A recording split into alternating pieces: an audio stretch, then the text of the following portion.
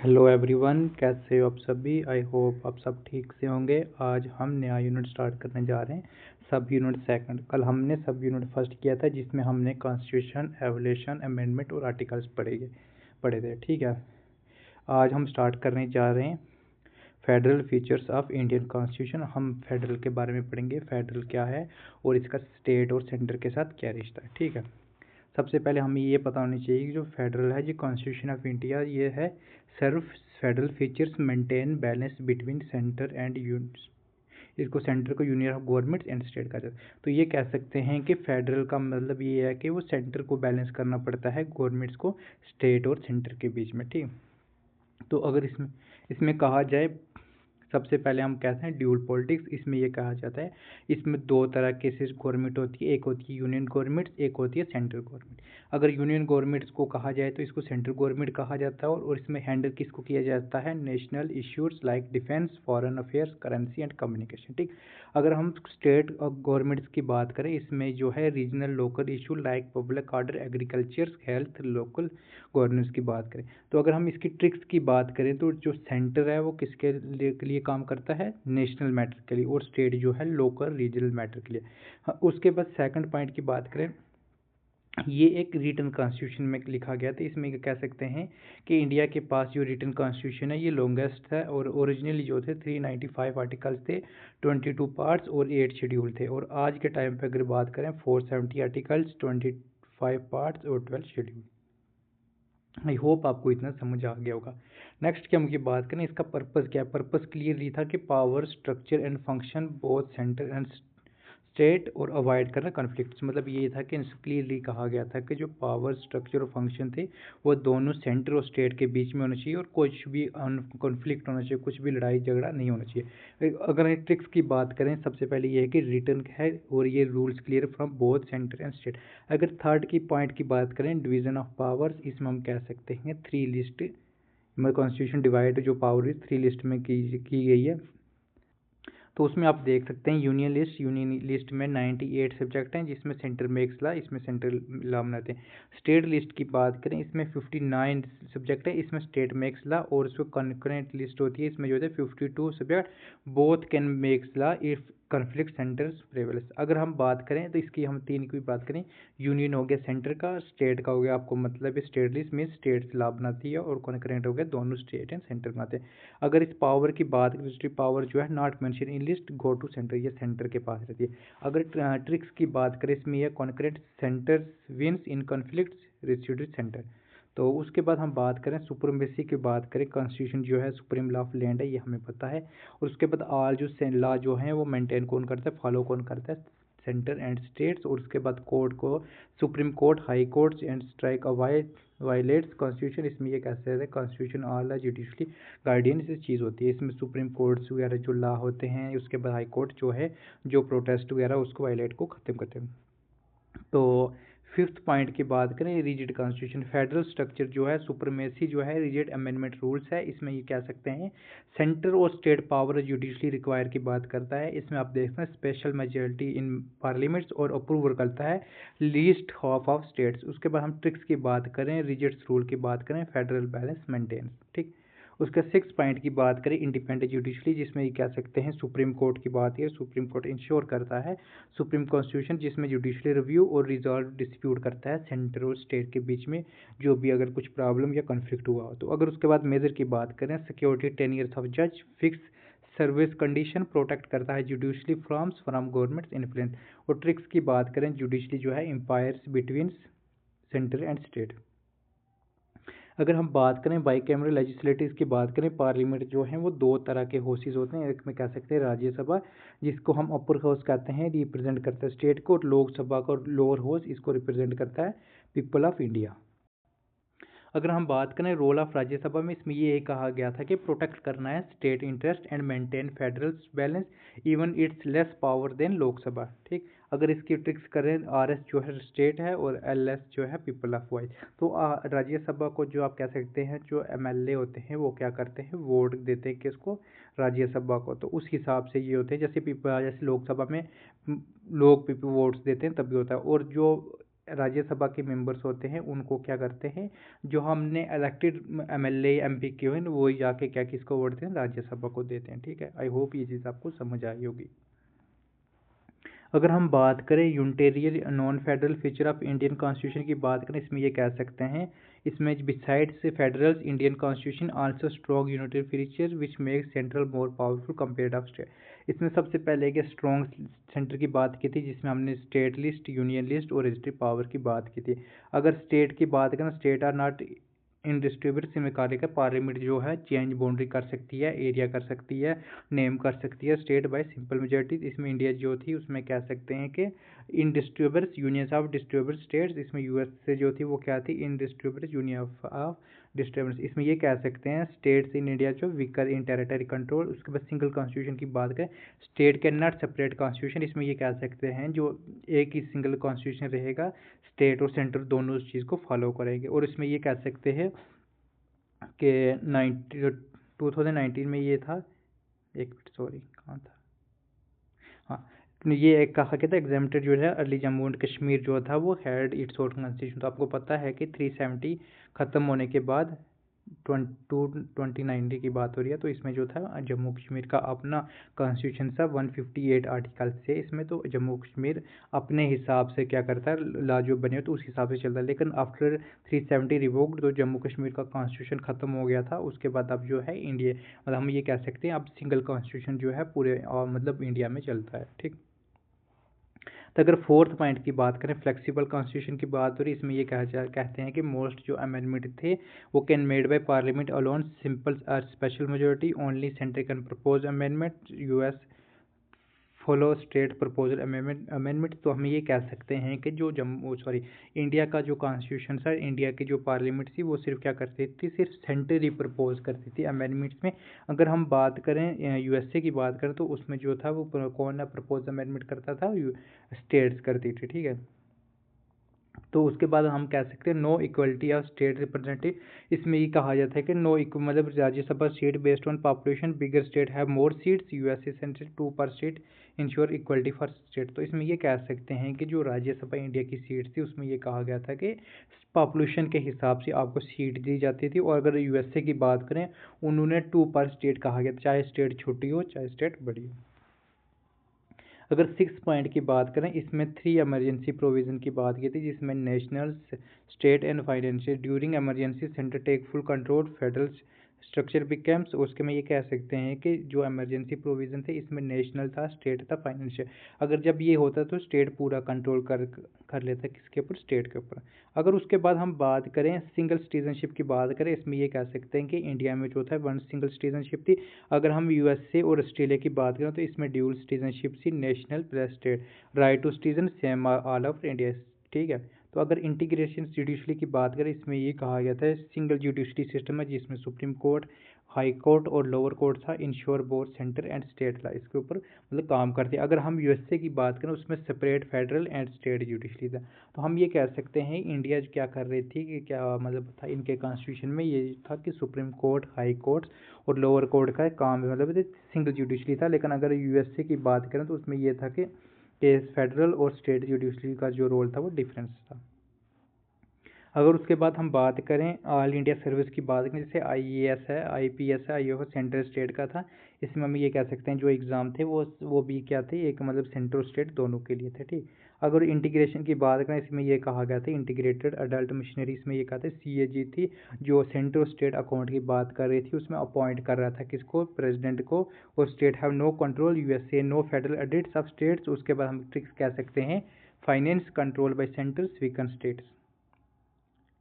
अगर हम 11th point की बात करें, parliament authority over state list, इसमें कहा गया था कि पार्लियामेंट कैन लेजिस्लेटर के एनी स्टेट लिस्ट सब्जेक्ट्स, उसमें राज्यसभा रिजोल्यूशन, इसमें no need for emergency state laws executive. अगर अपॉइंटमेंट की बात करें, जो अपॉइंटमेंट गवर्नर का था वो गवर्नर को कौन करता था, head of state appoint by president. जो कौन करता था, हम कह सकते हैं गवर्नर को प्रेसिडेंट करता था, act as central agents. USA जो कौन करता था, हेड स्टेट एक्ट करती थी। ठीक है, हम ये कह सकते हैं कि जो इंडिया का गवर्नर था उसको अपॉइंट कौन करता था, प्रेसिडेंट करता था। अगर हम यूएसए के प्रेसिडेंट की बात करें उसको कौन सेलेक्ट करता था, स्टेट हेड करता था। ठीक, अगर हम 13 पॉइंट की बात करें तो उसमें ये कह सकते हैं इंटीग्रेटेड इलेक्शन मशीनरी, इसमें ये कहा गया था इलेक्शन कमीशन जो थे वो कंडक्ट करते हैं इलेक्शन स्टेट और सेंटर के members appoint by president, state have no say. USA में ये कहा गया था कि separate election in federal and state. तो इसमें ये कह सकते हैं कि जो इलेक्शन होता था कि वो कौन कंडक्ट करता था, इलेक्शन कमीशनर करते थे सेंटर और स्टेट दोनों के। अगर हम बात करें प्रेसिडेंट की तो उसको कौन अप्रूवल करता था, स्टेट्स करती थी नो से। और अगर हम यूएसए की बात करें तो उसमें ये कह सकते हैं सेपरेट इलेक्शन होता था फेडरल और स्टेट लेवल का, दोनों का इलेक्शन जो सेम होता था। अगर हम वीटो ओवर स्टेट बिल की बात करें, गवर्नर जो थे रिजॉल्व कर रहे थे certain bills is for president approvals और president can withhold assent की बात हो रही है, ठीक है। तो हम अब बात अगर करें, इसमें ये कहा गया है ट्रिक्स की बात करें, state law only if centre alone, ठीक। सेंट्रल मतलब स्टेट लॉ तभी पॉसिबल है जब सेंटर उस चीज़ को अलो करेगी। अगर अब नेक्स्ट हम बात करें फेडरलिज्म और यूनिटरी सिस्टम्स इंडिया की बात करें तो इसमें क्या डिफरेंस है। सबसे पहले हम ये कह सकते हैं political scientist divide governments into unitaries and federals based on relationship between national and regional government. तो हम ये कह सकते हैं कि जो पॉलिटिकल साइंस के स्टूडेंट्स हैं वो गवर्नमेंट्स को दो तरह से डिवाइड किया हुआ है, एक होता है यूनिटरी और एक होती है फेडरल। ये रिलेशनशिप करता है किसके, नेशनल और रीजनल के। अगर यूनिटरी गवर्नमेंट की बात करें, ये जो कहते थे कि पावर जो कंसंट्रेट होती है national governments, regional governments if they exist from national governments. Example इसमें British, France, Japan, China, Italy, Norway, Sweden. इसमें ये कहते हैं unit one power centre, all power with national government. अगर हम फेडरल की बात करें, पावर जो थी डिवाइड होती थी between national and regionals bye constitution itself, both operates independence their own judicially. जिसमें हम एग्जांपल की बात करें USA, Switzerland, Australia, Canada, Russia, Brazil and Argentina. अगर टर्मिनोलॉजी की बात करें तो इसमें ये कह सकते हैं आसान लफ्ज़ों में नेशनल गवर्नमेंट्स में कौन कौन आती है, जिसमें हम फेडरल, सेंट्रल, यूनियन गवर्नमेंट्स और रीजनल गवर्नमेंट्स की बात करें, जिसमें स्टेट प्रोविजनल गवर्नमेंट की बात हो रही है।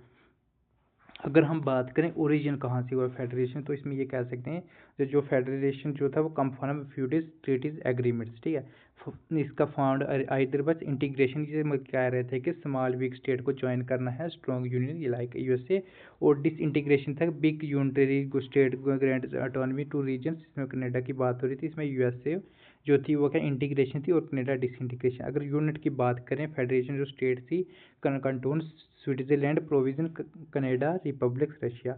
अगर हम फोर्थ पॉइंट की बात करें, इसमें कह सकते हैं कि इंडियन फेडरल सिस्टम जो है लार्ज साइज ऑफ कंट्री, इसमें सोशल कल्चर की बात हो रही है, डाइवर्सिटी की, और इसमें ये करते थे इंश्योर करते थे efficient government, national unity plus regional autonomy. अगर इसमें कॉन्स्टिट्यूशन की बात करें, constitution does not use word federation. इसमें जो था आर्टिकल फर्स्ट जो था वो कॉल्ड करता है union of state. By B R Ambedkar की बात करें कि इसमें क्यों कहा गया था, इसमें India federation is not result of agreements among states, state constitute indestructible union. उसके बाद हम बात करें India follow Canadian models not America, ठीक। Strong centre formation for disintegration term union centralising tendency. तो इसमें हम कह सकते हैं कि इंडियन फेडरल सिस्टम जो है वो लार्ज साइज ऑफ कंट्रीज है, इसमें सोशल कल्चर डाइवर्सिटी की बात हो रही है।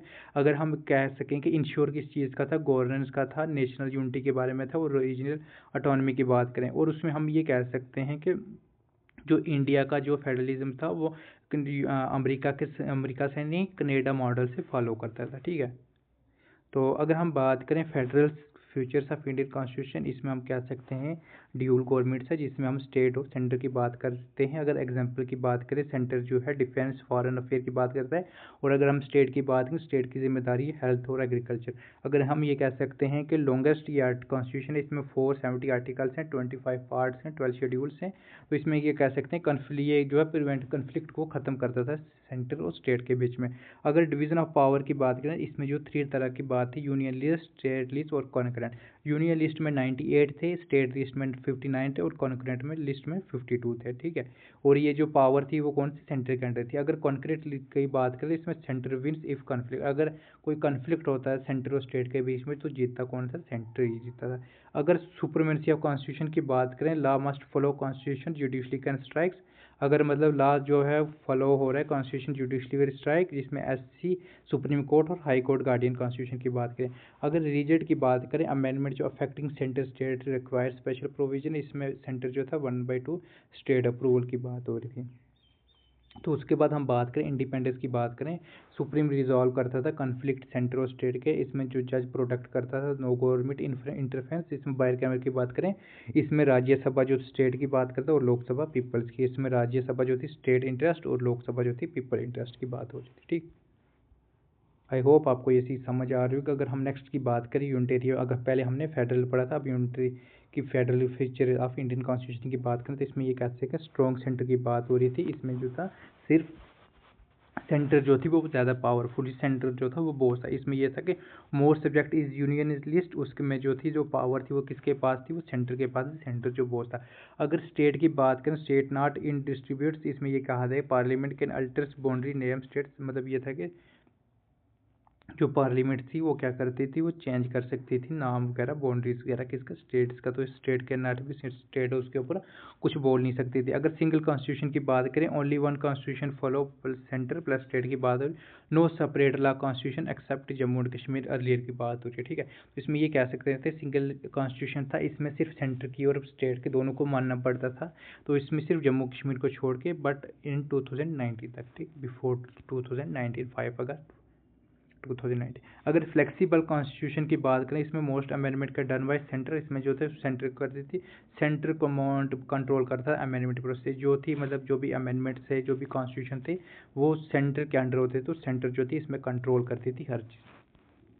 इसमें जो थी इक्वलिटी नहीं थी किसके पास, स्टेट के पास। इसमें नो इक्वलिटी या state representative, Rajya Sabha state based on population थी, बिग स्टेट स्मॉल स्टेट। इसमें ये कह सकते थे कि इक्वलिटी नहीं स्टेट के हिसाब से, जिस स्टेट में ज़्यादा पॉपुलेशन थी उसी के जो थे मेंबर ज़्यादा थे, और जिसकी कम थी उसके मेंबर्स कम थे। अगर उसके बाद हम बात करें इमरजेंसी प्रोविज़न की बात करें, तो इसमें ये कहते हैं centre can assumes full powers during emergency. इसमें फेडरल प्लस यूनिटी टेम्परेरी की बात है, टेम्परेरी की। उसके बाद हम बात करें सिंगल सिटीजनशिप की बात करें, तो उसमें ये कहा गया था कि इंडिया जो ऑल सिटीजन, इंडियन सिटीजन की बात हुई है, no state citizenship like USA. इसमें ये कह सकते हैं जैसे यूएसए में था कि दो आपको ड्यूल सिटीजनशिप लेनी पड़ती थी। जैसे फर्स्ट आप यूएसए की आप लेना चाहते थे एक, और उसके बाद आप स्टेट की लेना चाहिए, लेकिन इधर इंडिया में ऐसा नहीं थे, आपको सिर्फ एक सिटीजनशिप लेनी पड़ती थी, सिर्फ किसकी, इंडिया की। तो उसके बाद इंटीग्रेशन जुडिशरी की बात करें, इसमें ये कह सकते थे सुप्रीम कोर्ट हाई कोर्ट से सिंगल सिस्टम था, नो सेपरेट स्टेट जुडिशरी की बात हो रही थी। अगर हम बात करें आईएएस, आईपीओएस, आईएफओएस जो थी कॉमन सेंटर स्टेट थी, इसमें सेंटर कंट्रोल बाय ऑफिशियल। इसके बाद इंटीग्रेटेड ऑडिट की बात करें, जो सीएजी तो ऑडिट सेंटर स्टेट की बात थी, इसमें फाइनेंस कंट्रोल सेंटर्स। इसमें पार्लियामेंट की लिस्ट की बात करें, पार्लियामेंट के legislative on state subjects in national interest. उसके बाद हम बात करते सेंटर ओवरराइड कर रहा था स्टेट लॉ को, और उसके बाद गवर्नर जो कंट्रोल कर रहा था appoint by president act as central agent. State जो था मॉनिटर कर रहा था किसको, सेंटर को।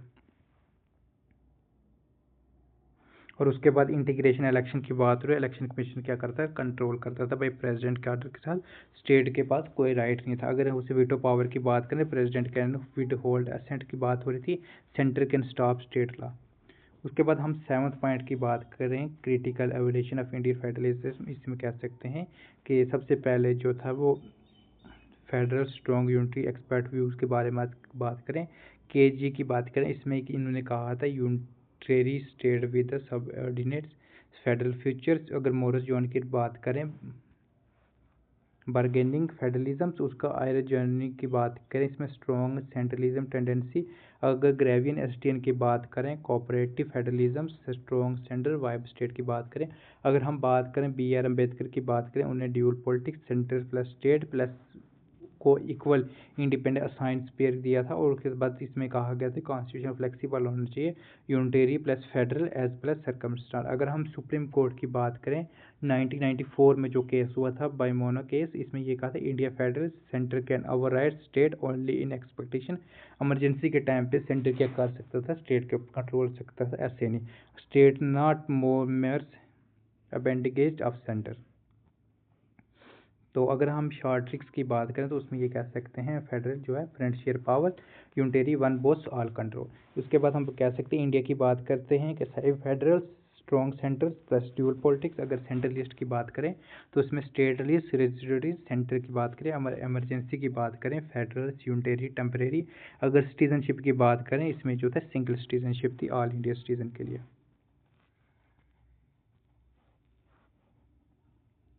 अगर हम बात करें कि आर्टिकल कौन कौन से जो हैं रिलेट करते हैं सिंग स्टेट और सेंटर के लेजिस्लेटिव लेजिस्लेशन में, ठीक है। सबसे पहले जो है आर्टिकल 245 आता है।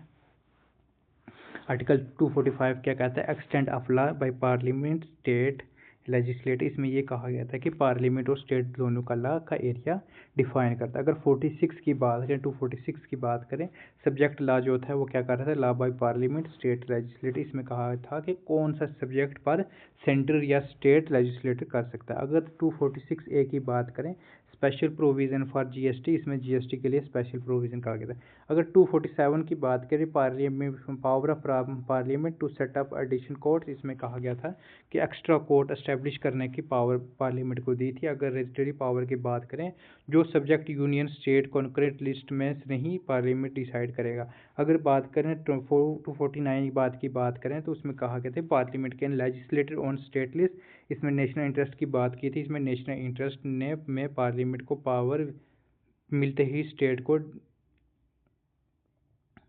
लिस्ट पर लॉ बनाती को। तो उसके बाद 250 की बात करें, parliament can legislative state list during emergency, में कहा गया था इमरजेंसी में पार्लियामेंट के पास स्टेट सब्जेक्ट पर लॉ बनाने का पावर है, ठीक।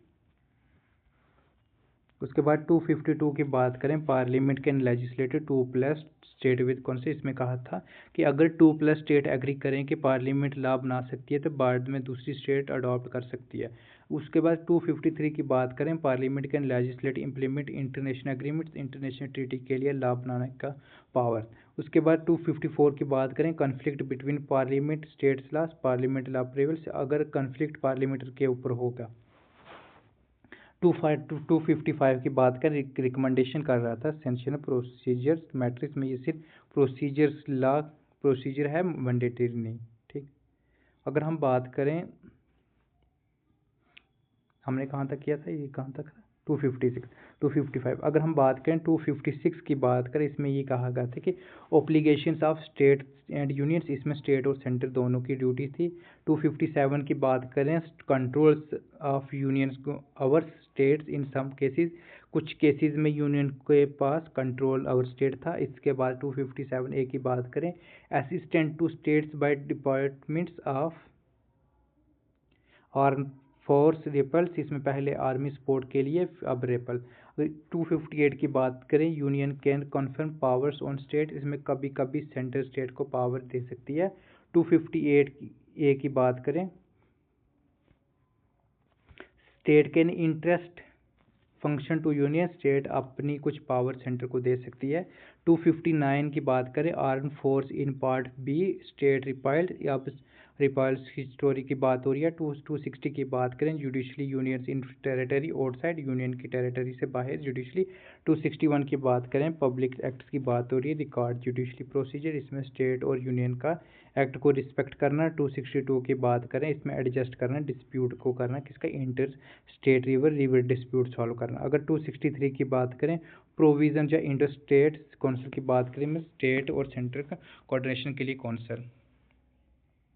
अगर हम बात करें article relative centre state financial relation की बात करें, 268 की बात करें, ये डिस्ट्रीब्यूट कर रहा था किसके ऊपर? रेवेन्यू ड्यूटीज़ के ऊपर, levied by unions by collected by states, इसमें कुछ टैक्सेस सेंटर लगाए, स्टेट कलेक्ट करे उस और यूज़ करे।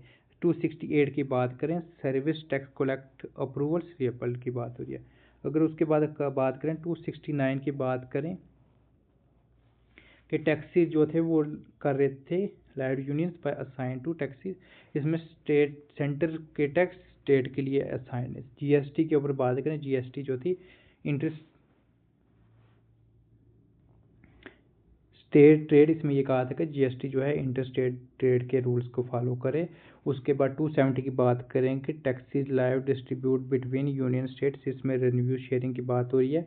इसके बाद 271 की बात करें, surcharge on duties taxes for union, इसमें जो था एक्स्ट्रा सरचार्ज फॉर सेंटर की बात हो रही थी। इसमें अगर taxes for levies collected by union distribute, ये रिपेल्ड हो गया था। उसके बाद जो था grant in lieu export during job jutes, इसमें जूट एक्सपोर्ट के लिए ग्रांट किया था। प्रेसिडेंट जो रिकमेंडेशन कर रहा था, रिक्वायर कर रहा था बिल अफेक्टिंग स्टेट, इसमें था अगर स्टेट इंटरेस्ट का टैक्स बिल प्रेसिडेंट के रिकमेंडेशन के साथ देती थी। अगर grant from union certain state की बात करें, स्पेशल ग्रांट की बात करें, उसके बाद टैक्सेस प्रोफेशनल ट्रेड एम्प्लॉयमेंट की बात करें, प्रोफेशनल टैक्स के लिए रूल्स।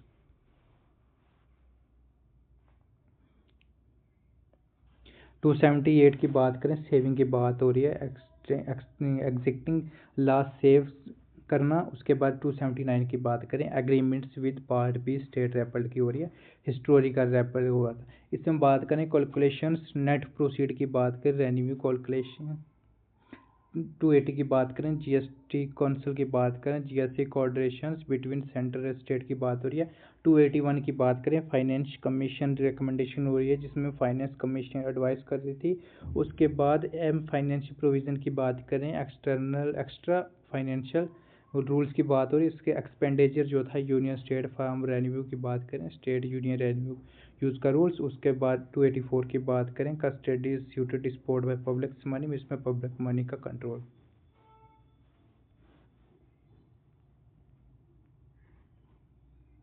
उसके बाद करें 285 की बात करें, union property exempted from state की बात हो रही है, इसमें union property to tax free था इन स्टेट्स। उसके बाद 286 की बात हो रही है, restriction on state taxing in inter state की बात हो रही है, इसमें इंटर स्टेट सेल्स पे tax restriction, electricity tax exemption, electricity tax का रूल्स। उसके बाद state exempted from union tax, waters की बात हो रही है, इसमें वाटर रिलेटेड एग्जामेशन। उसके बाद हम बात करें 289 जो थी state property income exempted from union tax, इसमें स्टेट प्रॉपर्टी टैक्स फ्री की बात हो रही है। एडजस्टमेंट फॉर पेंशंस की बात हो रही है, इसमें फाइनेंशियल एडजस्टमेंट्स। उसके बाद एनुअल पेमेंट्स की बात हो रही है, इसमें रिलीजन्स की बात हो रही है। उसके बाद प्रिविलेज पर सम की बात करें, हिस्टोरिकल रिपर्स। उसके बाद बोरिंग स्टेट की बात करें, स्टेट का बोरिंग पावर। आई होप आपको चीज़ समझ आई होगी जो हमने आर्टिकल्स पढ़े। अब हम पढ़ते हैं इंटर स्टेट रिलेशन की बात करें, जिस smooth working of India federation depend कर रही थी हार्मोनिक कॉपरेशन बिटवीन सेंटर और स्टेट्स। इसमें कॉपरेशन की बात करें, बिटवीन सेंटर देमसेल्फ की बात करें। अगर कॉन्स्टिट्यूशन की बात करें तो इसमें ये कहा गया था एडजस्ट कर रहा था इंटर स्टेट वाटर डिस्प्यूट को। उसके बाद कोऑर्डिनेट कर रहा था इंटर स्टेट काउंसिल को। और उसके बाद म्यूचुअल रिकग्नाइजेशन की बात करें, पब्लिक एक्ट को रिकॉर्ड करता था और जुडिशली को प्रोसीजर करता। अगर फ्रीडम की बात करें तो इसमें यह आज़ादी की बात करें, इंटर स्टेट ट्रेड की बात हो रही है, कॉमर्स की और इंटर कोर्स की। उसके बाद zonal council for regional coordination. ठीक, अगर हम बात करें इंटर स्टेट जो था वाटर डिस्प्यूट हुआ था आर्टिकल 262 में, इसमें कह सकते हैं कि वाटर पार्लियामेंट पावर की बात हो रही है। इसमें यह कहा गया था कि can provides law resolving dispute about use distributions controls interstate rivers valleys, can be supreme court other court judicially on our such. इसमें यह कहा गया था कि अगर कोई पार्लियामेंट के पास पावर है कि वो रिजॉल्व कर सकती है डिस्प्यूट को, जो मतलब डिस्ट्रीब्यूशन कंट्रोल कर रहा है इंटर स्टेट और वैलीज़ को। ये उसके बाद सेकंड पॉइंट ये कहा गया था कि जो बार सुप्रीम कोर्ट था वो उसके ऊपर भी सच डिस्प्यूट के ऊपर डिस्कस कर सकता। अगर हम की एक्ट्स की बात करें, जो फर्स्ट जो एक्ट हुआ था रिवर बोर्ड एक्ट 1956 में, इसमें सेंट्रल गवर्नमेंट ने river boards on state request के ऊपर बात है, इसमें एडवाइस की थी इंटर स्टेट रिवर्स। इसमें inter state reverse water dispute की बात करें एक्ट 1956 में, इसमें सेंट्रल गवर्नमेंट जो थी can set up hoc tribunals resolve dispute tribunals जो थी फाइनल बाइंडिंग की बात करें। अगर हम बात करें कि जो थे वो ट्रिब्यूनल की बात करें, उस स्टेट इन्वॉल्व की बात करें, कृष्णा के ऊपर जो था महाराष्ट्र 1969 में, महाराष्ट्र कर्नाटका आंध्र प्रदेश और गोदावरी की बात करें, इसमें जो था 1969 में महाराष्ट्र कर्नाटका आंध्र प्रदेश एमपी ओडिशा। और उसका नर्मदा की बात करें, राजस्थान गुजरात एमपी महाराष्ट्र। अगर रीवी ब्यास की बात करें, पंजाब हरियाणा राजस्थान। उसके बाद कोकरी की बात करें, कर्नाटका केरला तमिलनाडु पौंडीचेरी। कृष्णा 2 की बात करें, महाराष्ट्र कर्नाटका आंध्र प्रदेश। उसके बाद हम बात करें वंडारा की बात करें, ओडिशा आंध्र प्रदेश। उसके बाद मध्य की बात करें, गोवा कर्नाटका मध्य महाराष्ट्र। उसके बाद 2018 में जो था महानदी, इसमें ओडिशा और छत्तीसगढ़ की हुई थी।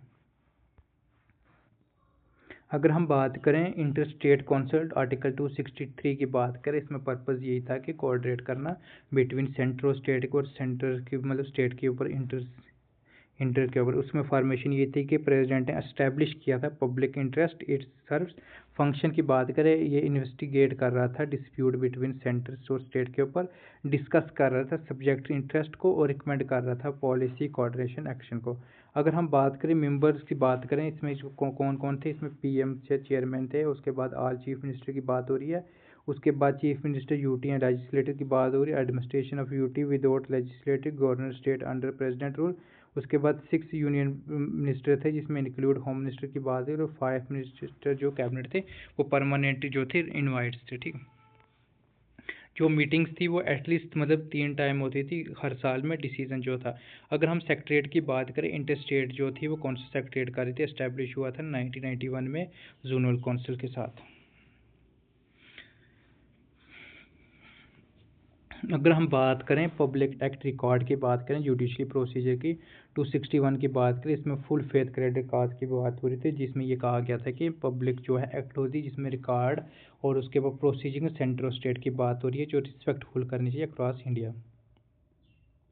और उसके बाद अप्लाइज मेनली टू सिविल जज नॉट क्रिमिनल केसेस। इसमें parliament can define prove affect such of act.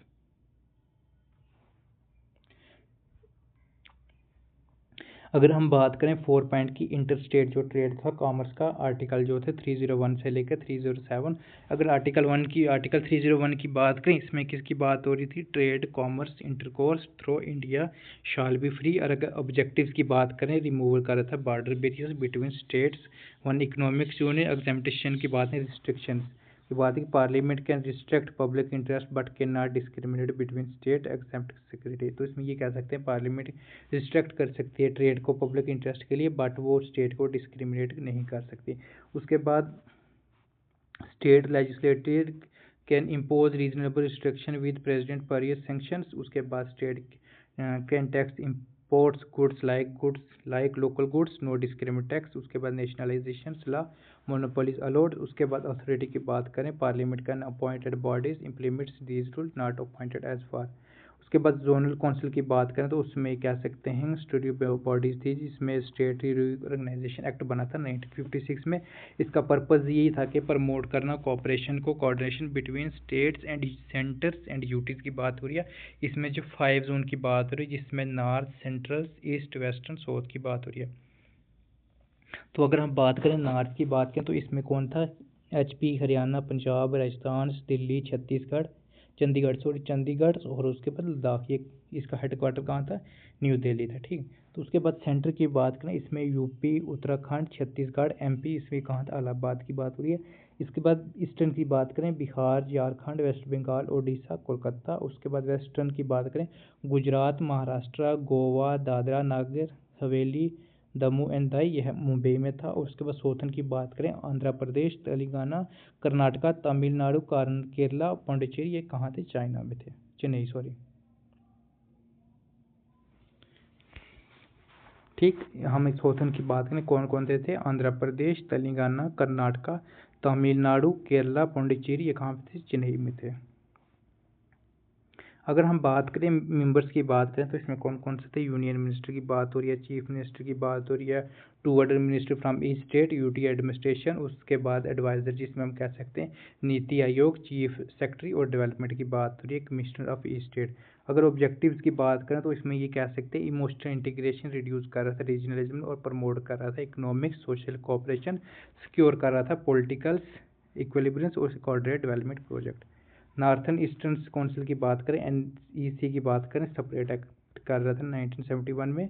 और इसमें ये कहा कि स्टेट जो थी वो असम, मणिपुर, मिजोरम और अरुणाचल प्रदेश, नागालैंड, मेघालय, त्रिपुरा, सिक्किम। अगर फंक्शन की बात करें जोनल काउंसिल में, रीजनल प्लानिंग सिक्योरिटी की बात हो रही है। अगर जो हमने ऊपर पढ़ लिया था कि आर्टिकल्स की बात करें, 261 जो था वो पब्लिक एक्ट्स की बात कर रहा है, फुल फेथ क्रेडिट 262 की बात करें, एडजस्टमेंट से इंटरस्टेट वाटर डिस्प्यूट 263 की बात करें, इंटरस्टेट काउंसिल कोऑर्डिनेशन 301 की बात करें, freedom of trade commerce intercourse 302 की बात करें, parliament and restrict trade in public interest. उसके बाद 303 की बात करें, restrictions on legislators power centre states on trades. उसके बाद 304 की बात करें, restrictions on trades among states. उसके बाद 305 की बात करें, savings on existing law state monopoly 306 की बात करें, certain states part B repealed, और 307 की बात करें authority for trades commerce purpose. ठीक, तो ये हमारा second unit sub unit complete हो गया। अब हमारा जो नेक्स्ट सब यूनिट है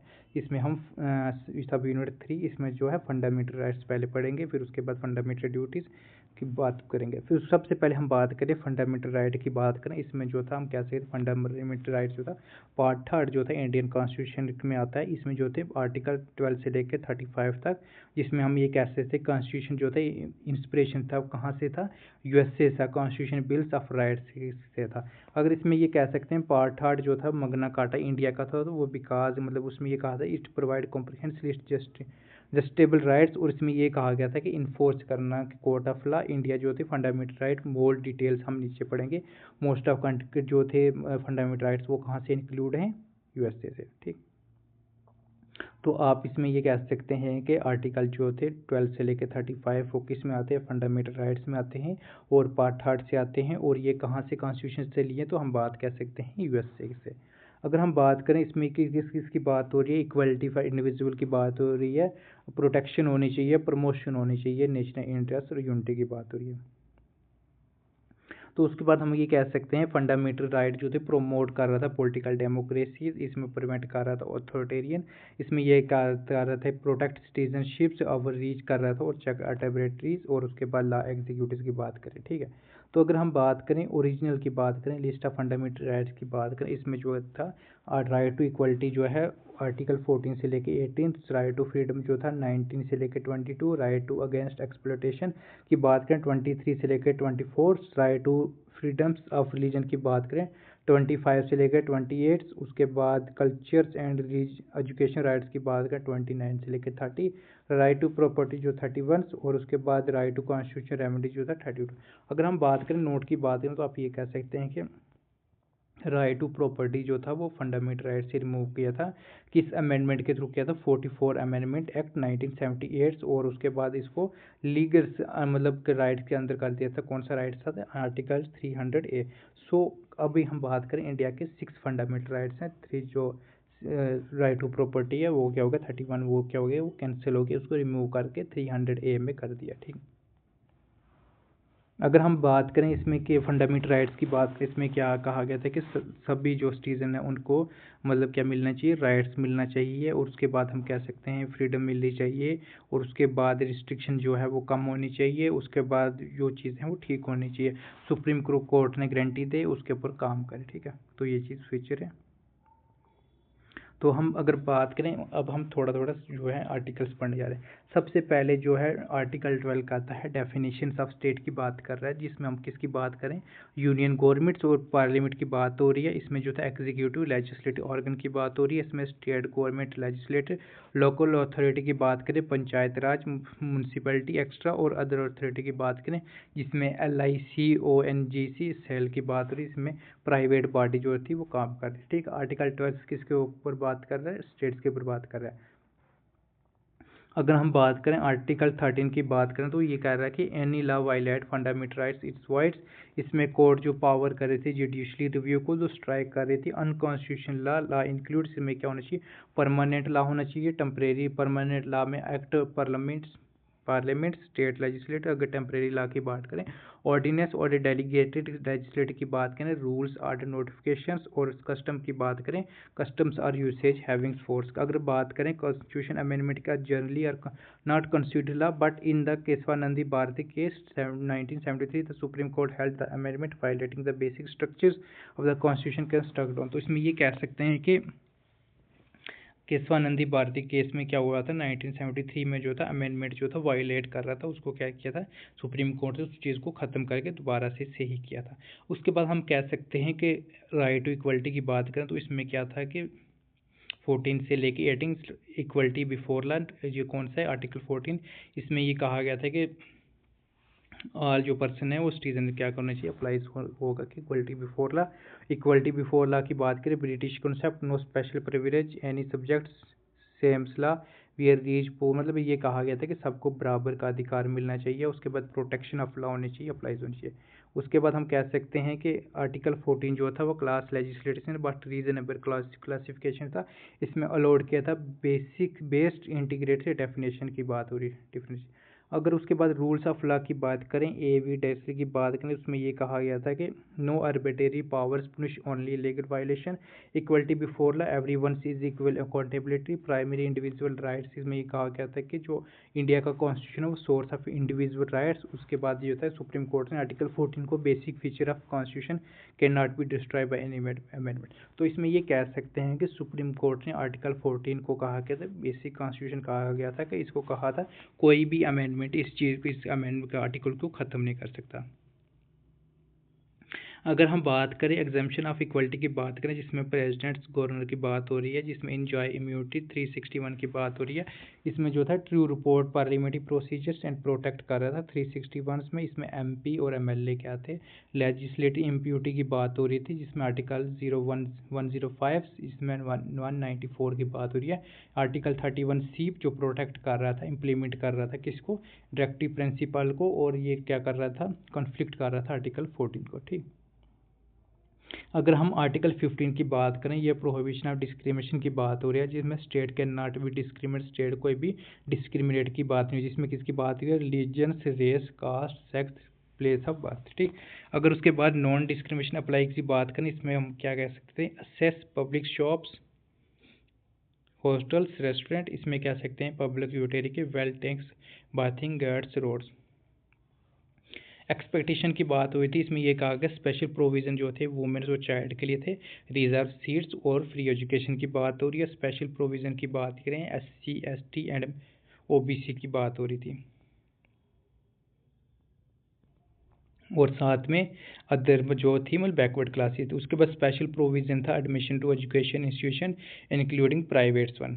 उसके बाद हम बात करें आर्टिकल 14 क्या कहता था, राइट टू इक्वलिटी की बात हो रही है 14 से लेके 18। उसके बाद हम बात करें राइट टू फ्रीडम की बात करें, जिसमें 19 से लेके 22 की बात हो रही है। उसके बाद राइट अगेंस्ट एक्सप्लॉयटेशन की बात करें 23 से लेकर 24। उसके बाद right to freedoms of religion की बात करें 25 से लेकर 28। उसके बाद कल्चर एजुकेशन राइट्स की बात करें 29 से लेकर 30। उसके बाद हम बात करें राइट टू कॉन्स्टिट्यूशन रेमेडीज़ की बात करें तो आर्टिकल 32। तो आर्टिकल्स 18 की बात हो रही है, तो उसमें ये कह सकते हैं प्रोटेक्शन 6 फंडामेंटल राइट की बात हो रही है, जिसमें क्या कह सकते हैं कौन कौन से थे कि फ्रीडम ऑफ स्पीच होनी चाहिए, freedom of speech expression, freedom of peacefully without arms, freedoms of association unions, cooperative societies. उसके बाद freedom of movements, freedoms of resistance, freedoms of practice, profession, carrying occupation, trades and business की बात। तो इसमें ये कह सकते हैं नोट अब ये कर सकते हैं, originally article 19 contain 7 rights including the rights of acquires, hold and disputes property. They deleted on 44 amendments 1978।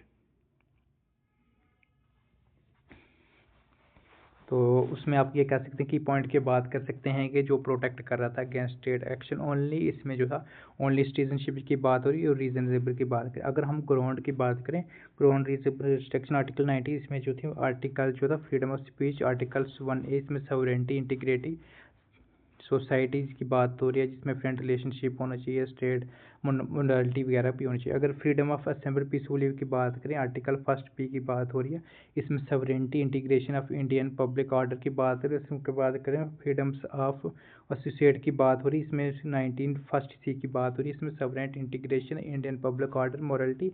उसके बाद फ्रीडम ऑफ मूवमेंट्स की बात करें, आर्टिकल 19D की बात हो रही है, इसमें इंटरेस्ट की बात हो रही है, general public protection, schedule tribes.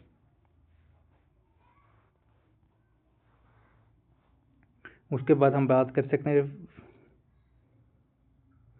Freedom of resistance. उसके बाद भी कह सकते हैं interest of general public, protection of schedule tribes. उसके बाद freedoms of practice, profession, occupation की बात करें, इसमें आर्टिकल 19(1)G की बात करें, interest of general public, profession, technical qualification, monopoly, trades, business. और इसके में अब नोट्स की बात करें, इसमें आप ये याद कर सकते हैं कि फ्रीडम्स जो है, फ्रीडम ऑफ स्पीच जो है इंक्लूड कर रही थी। Freedom of speech include press freedoms, right to propagate views, right to choice medium of instruction, right to demonstrate, pickets but not strikes, right to assess governments, info, right to fly nation flags, right to social media, expression and more. उसके बाद की feature की बात करें, freedom of assembly की बात हो रही है। इसमें मतलब किया था कि पीसफुली जो था आराम पब्लिक लैंड होनी चाहिए। रिस्ट्रिक्शन जो थी वो नो वायलेंट आर्म्स से डिसऑर्डरली असेंबली। इसमें लीगल प्रोविज़न की बात करें, सेक्शन जो था 144 जो थी वो क्या थी, CRPC जो थी, protection operation public danger. Section I41 IPC unlawful assembly rule की बात करें। उसके बाद फ्रीडम ऑफ एसोसिएशन की बात करें, इसमें ये कहा गया था कि राइट होना चाहिए फॉर्म जॉइन एसोसिएशन, जिसमें ट्रेड यूनियन सोसाइटी क्लब्स की बात हो रही है, क्लब्स की। उसके बाद जो थी right not to join any association is also protection. अगर रिस्ट्रिक्शन की बात करें, सेवरेंटी, पब्लिक ऑर्डर और मॉरलिटी की बात हो रही है। उसके बाद लिमिटेशन की बात करें, no guarantee right to strike recognisation association, freedoms of movements की बात हो रही है, नेशनल यूनिटी की बात हो रही है, जिसमें जो है मतलब मूव होना चाहिए, राइट टू मूव होना चाहिए anywhere to India, promoting national unity. उसमें रिस्ट्रिक्शन की बात करें, general public interest, protection scheduled tribes specially in tribal area. Example की बात करें, कोर्ट ने अलो किया था कि रिस्ट्रिक्शन करने movements of prostitutes with persons contract disease है। उसके बाद फ्रीडम ऑफ रेजिडेंस की बात हो रही है, जिसमें कहा गया था right to temporary stay permanently settles anywhere India. इसमें रिस्ट्रिक्शन की बात हो रही है, पब्लिक इंटरेस्ट जो था प्रोटेक्ट कर रहा था शेड्यूल्ड ट्राइब्स को, कंपेटेटिव फ्रीडम्स मूवमेंट। उसके बाद फ्रीडम्स प्रोफेशन ऑक्यूपेशन की बात हो रही है। इसमें कहा गया था कि इंसान को है कि फ्रीडम मिलनी चाहिए, वो अपना काम अच्छे से कर सकते और इजीली जो है अपनी लाइवलीहुड को करे। और इसमें रिस्ट्रिक्शन की बात हो रही है, इसमें कि public interest, professional qualification and state monopoly, some state की बात करें। अगर प्रोहिबिटेड की बात करें, इम्पोर की, ह्यूमन ट्रैकिंग, डेंजरस ऑक्यूपेशंस, उसके बाद हार्मफुल ड्रग्स। अगर रिसेंट केस की बात करें तो उसमें आप ये कह सकते हैं 2020 में आया था अंडर बेसन। इसमें इंटरनल बेस बिजनेस जो also protects under article 1G की बात हो रही है। उसके बाद प्रोटेक्शन राइट जो थी वो कन्वेंस होती है, आर्टिकल 20 की बात हो रही है। इसमें कहा गया था सिटीजन्स एंड नॉन सिटीजनशिप क्या करें, उसको प्रोटेक्ट करें। आर्बिट्रेटरी और एक्चुअली पनिशमेंट्स, नो एक्सपेक्टोला। इसमें can not punish for act illegals all time commit, no double jeopardies. इसमें can not be tried punish twice for some offence. उसके बाद नो सेल्फ की बात हो रही है, इनक्रिमिनेशंस जो अगेंस्ट वन सेल्फ। इसमें नोट्स आप याद कर सकते हैं कि प्रोटेक्शन जो होनी है mainly criminal procedure not civil tax cases. उसके बाद आर्टिकल 21 की बात करें, राइट टू लाइफ लिबर्टीज़ की बात हो रही है। आर्टिकल 1 की बात है right to life personal liberties की बात हो रही है कि इंसान के पास अपनी लिबर्टी होनी चाहिए। इसी आपके जजमेंट केस की बात कर सकते हैं। इसमें सबसे पहले जो है गोलपन्ना जो थी 1950 में केस हुआ था। उसके बाद मनेका गांधी जो थे उन्होंने 1978 की बात हो रही है। उसके बाद आर्टिकल 21 की बात हो रही है। इसमें ये कहा गया था कि covers rights die with genetic commons के केस की बात हो रही थी। इसमें आप रिसेंटली अब कह सकते हैं जो थी 2017 की बात है, right to privacy KS Puttaswamy की बात हो रही है। इसमें आप ये कह सकते हैं जो राइट टू प्राइवेसी की अगर बात करें या राइट टू एजुकेशन की बात करें, 14 ईयर जो तक तो वो क्या था, फ्री एजुकेशन दी जा रही थी चाइल्ड को, ठीक। अगर हम बात करें राइट टू एजुकेशन 21A की बात करें, फ्रीडम सी मतलब कि 6 से 14 ईयर तक फ्री एजुकेशन की बात हो रही थी। ये कब आया था, 86 मतलब अमेंडमेंट में आया था, 2002 में आया था, ठीक। और इसमें ये कहा गया था कि ये मतलब ये आया था कि सभी बच्चों को जो है 6 से लेकर 14 तक फ्री एजुकेशन मिलनी चाहिए। और ये इन्फोर्स कब हुआ था, 2009 में हुआ था, ठीक है। और उसके बाद जुडिशियल रिकॉग्निशन की बात करें, विशाल कृष्ण केस जो था 1993 की बात, इसमें फंडामेंटल राइट को प्राइमरी एजुकेशन बोला था। अगर हम बात करें आर्टिकल 22 की बात करें, जिसमें protection against arrest and detention की बात हो रही है। इसमें पर्सनल अरेस्ट और डिटेंशन की बात हो रही है अंडर मतलब ये था प्रिवेंटिव डिटेंशन लॉ। अगर ऑर्डिनरी अरेस्ट की बात करें, right to informs legal constitution produce की बात है 24 hours magistrate approve further detention. उसके बाद मतलब ये कहा गया था कि डिटेंशन के ऊपर मतलब बात कर रहे थे कि बच्चे अगर एक बंदा जो है उसको अगर मतलब डिटेन किया तो उसको कैसे मतलब निकाल सकते हैं, कुछ काम कर सकते हैं। Detention with trials further offence की बात करें, maximum 3 months without advisory board, 44 amendment propose 2 month. उसके बाद हम लॉ की बात करें, MISC की बात करें, रिपेल्ड की बात करें, उसके बाद नासा कोटा UPA एक्स्ट्रा, ठीक है। उसके हम बात करें राइट अगेंस्ट एक्सप्लॉयटेशन की बात हो रही है, जिसमें प्रोहिबिशंस की बात हो रही है, ट्रैफिक्स की बात हो रही है, फोर्स लेबर की आर्टिकल 23 की बात हो रही है। इसमें ये कहा गया था कि आर्टिकल 23 क्या तक है, traffic in human beings, beggar force labours, उसके बाद अदर फॉर्म्स की बात हो रही है। उसके बाद एप्लीकेबल की बात करें, both citizen and non citizenship की बात हो रही थी, अगर इसमें प्रोटेक्ट कर रहा था इंडिविजुअल को from both state and private personal को। ठीक। ट्रैफिक ह्यूमन बींग्स की बात करें, इसमें ये कहा गया था बैलेंस मतलब बाइंग कर रहा था sellings men's women's children's like goods. उसके बाद इम्पावर्ड ट्रैफिक्स की बात करें, इसमें इंक्लूडिंग्स की बात हो रही है। उसके बाद लॉ इम्प्लीमेंट की बात हो रही है, तो इसमें देखिए इम्पावर्ड ट्रैफिक्स की बात करें, प्रिवेंशन एक्ट 1956, इसका बॉन्डेड लेबर की बात करें, ओबोल्यूशन एक्ट 1976, मिनिमम वेज की बात करें 1948, कॉन्ट्रैक्ट लेबर की बात करें 1970, इक्वल रेन्यूएशन की बात करें 1976। उसके बाद हम बात करें आर्टिकल्स 44 की 24 की बात करें, इसमें प्रोहिबिशन एम्प्लॉयमेंट्स ऑफ चिल्ड्रंस, इसमें जो था चिल्ड्रन की जो थी बिलो 14 ईयर से कोई भी मतलब काम नहीं हो सकता। इसमें रेलिवेंट्स की बात करें, लॉ की चाइल्ड लेबर्स की बात करें 2016, employments children act 1938, factories act 1948, mines act 1952, उसके बाद merchant shipping act 1958, plantation labours act 1951, motor transport workers 1951, उसके बाद बीड़ी सिगरेट सिगार वर्कर एक्ट 1966। इसमें ये कहा गया था सुप्रीम कोर्ट ने इनोवेशन लिया था इनोवेटिव, इसमें कहा गया था 1996 में establish child labours rehabilitation welfare funds 2000 fines पर चिल्ड्रंस एम्प्लॉय। इसमें ये कहा गया था कि अगर कोई बच्चा जो है उसको अगर चाइल्ड लेबर्स के साथ मतलब पकड़ा गया है, तो उस जो जिसने मतलब जॉब दी होगी या कुछ करा रहा होगा, तो उस एम्प्लॉयमेंट को क्या करें 20,000 फाइन देना पड़ेगा। उसके बाद इसलिए करा गया था कि ताकि बच्चे क्या करें, उनकी एजुकेशन हेल्थ न्यूट्रिशन अच्छी हो। उसके बाद जो एडिशनल प्रोटेक्शन थी, उसमें ये कहा गया था कि 2005 में national interest commission child courts की बात हुई, 2006 में ban on employments of child and domestic servants in business establish hotel shops and restaurant. उस 2006 में जो कहा गया था कि कोई भी बच्चा जो है शॉप पे काम नहीं करेगा, रेस्टोरेंट होटल और वगैरह में। अगर उसके बाद हम बात करें आर्टिकल 25 से लेकर आर्टिकल 28 की बात करें, इसमें right to freedom of religion की बात हो रही है, फ्रीडम ऑफ रिलीजियंस आर्टिकल्स 525 की बात है, इसमें 4 की बात हो रही है, 4 पॉइंट राइट टू ग्रांटेड जो थी, इसमें freedom consider personals inner belief की बात हो रही है, right to profess open declares belief की बात हो रही है, right to practise perform rituals की बात हो रही है, उसके राइट टू प्रोपोगेट कर रहा था जिसमें शेयर बिलीव्स की बात हो रही है, अदर्स फोर्सेबल कन्वेंशन की बात की। उसके बाद कौन था उसमें सिटीजनशिप एंड नॉन सिटीजनशिप की बात हो रही है, रिस्ट्रिक्ट जो था पब्लिक ऑर्डर मोरलिटी हेल्थ की बात हो रही है, और स्टेट पावर की बात हो रही है जिसमें क्या था रेगुलेट कर रहा था, फाइनेंशियल कर रहा था, political activity related to religions. उसके बाद reform social practice in Hindu institution. उसके बाद स्पेशल एक्सप्लेनेशन की बात करें, wearings carrying kirpans act 6 religions. उसके बाद हिंदू इंक्लूड कर रहे थे 6 जैन बुद्धिज्म।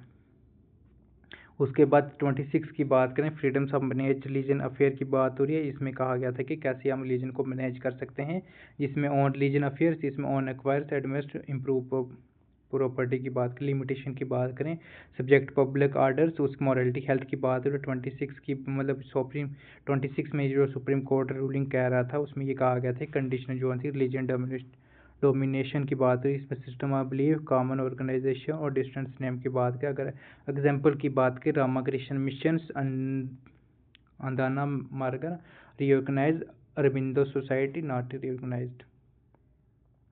अगर 27 की बात करें, freedom of taxation of religion की बात हो रही है, इसमें आप क्या कर सकते हैं, आपके ऊपर कोई भी रिस्ट्रिक्शन नहीं है कि कोई भी बंदा अपनी रिलीजन प्लेस पे अपने टैक्स वगैरह दे सकता है। उसके बाद हम बात करें 28 की बात करें, इसमें freedom of attends religion institution में, उसमें ये कहा गया था कि आप अपने रिलीजन को फ्रीली मतलब क्या कर सकते हैं, ज्वाइन कर सकते हैं, उसके ऊपर काम कर सकते हैं।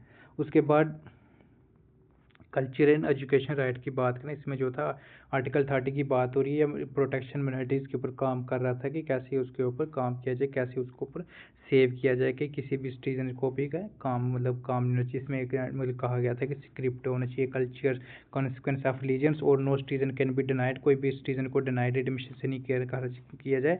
इसमें रिलीजन, कास्ट, लैंग्वेज और रेस की बात हो रही है, ये अप्लाई होता था रिलीजन्स एंड लिंग्विस्टिक माइनॉरिटीज़ के ऊपर। अगर उसके बात करें right to minorities establish administration education institution की बात करें, इसमें कहा गया था कैसे इस चीज़ के ऊपर इस्टेब्लिश किया जाए। इसमें इस्टेब्लिश मिनिस्ट्रीज एंड चॉइस किया था, फेयर कॉम्प्रिहेंस किया था और नॉन डिस्क्रिमिनेट की बात की थी। उसमें सुप्रीम कोर्ट ने जो था गाइडलाइन दी थी मनकाला सरकारी कैथोलिक कॉलेज 2006 में, जिसमें राइट इंक्लूड किए थे choose governing body, appoint teaching non teaching staff, उसके बाद एडमिटिंग स्टूडेंट्स, सेटिंग फीस, उसका यूजिंग प्रॉपर्टी इंस्टीट्यूशन बेनिफिट।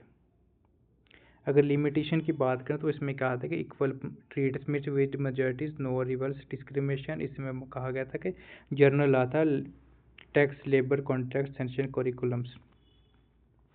उसके बाद राइट टू कॉन्स्टिट्यूशन रेमेडीज़ की बात हो रही है, इसको क्या कहा जाता है, हार्ट ऑफ कॉन्स्टिट्यूशन कहा जाता है। किसने कहा था, BR अम्बेडकर ने कहा था। इसमें जो थी 4 रिट्स की जो थी वो इशू किए थे, जिसमें कहा था हर्बियस कॉर्पियस, मेडिनियस को प्रोहिबिशन, सेंसेरी एंड कोवेरेंट्रस। इसमें 4 जो कही थी, इसमें नेशनल इमरजेंसी 359 आर्टिकल्स, उसके बाद आर्टिकल जो था 226 पावर के ऊपर काम, ठीक है।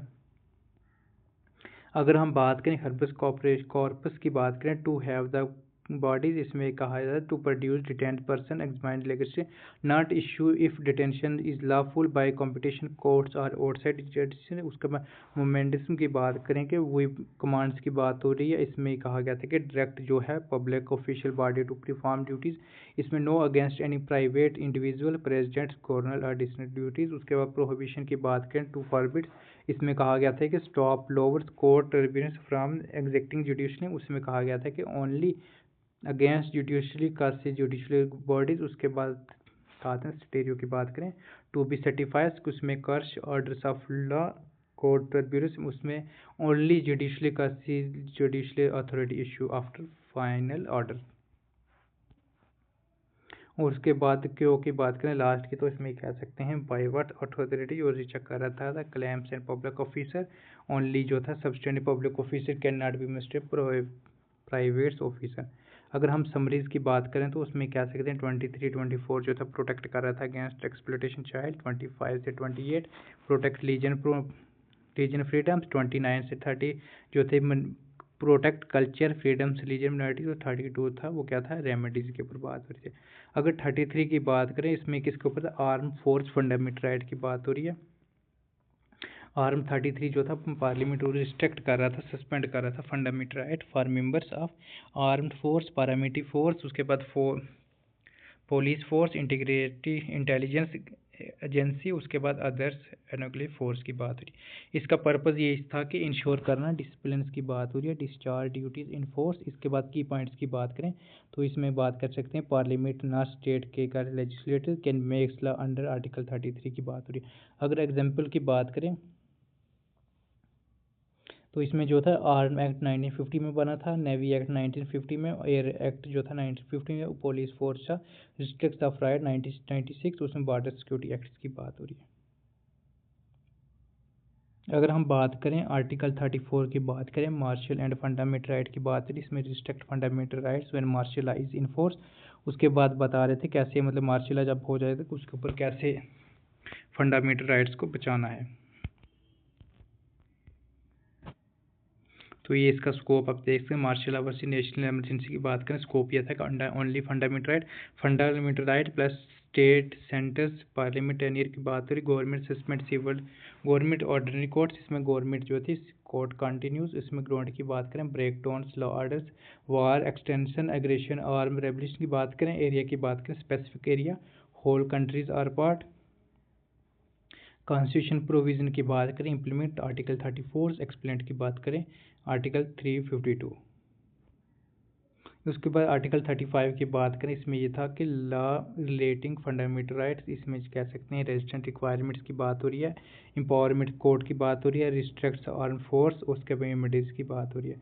राइट टू प्रॉपर्टी जो करंट स्टेटस की बात करें तो इसमें फंडामेंटल राइट जो था 91 की बात हो रही है, 31 जो अबॉलिश हुआ था 44 की बात हो रही है, 44 अमेंडमेंट 1978 में हो रही थी, जो इसमें अब लीगल कॉन्स्टिट्यूशन राइट बन गया था अंडर आर्टिकल 300A।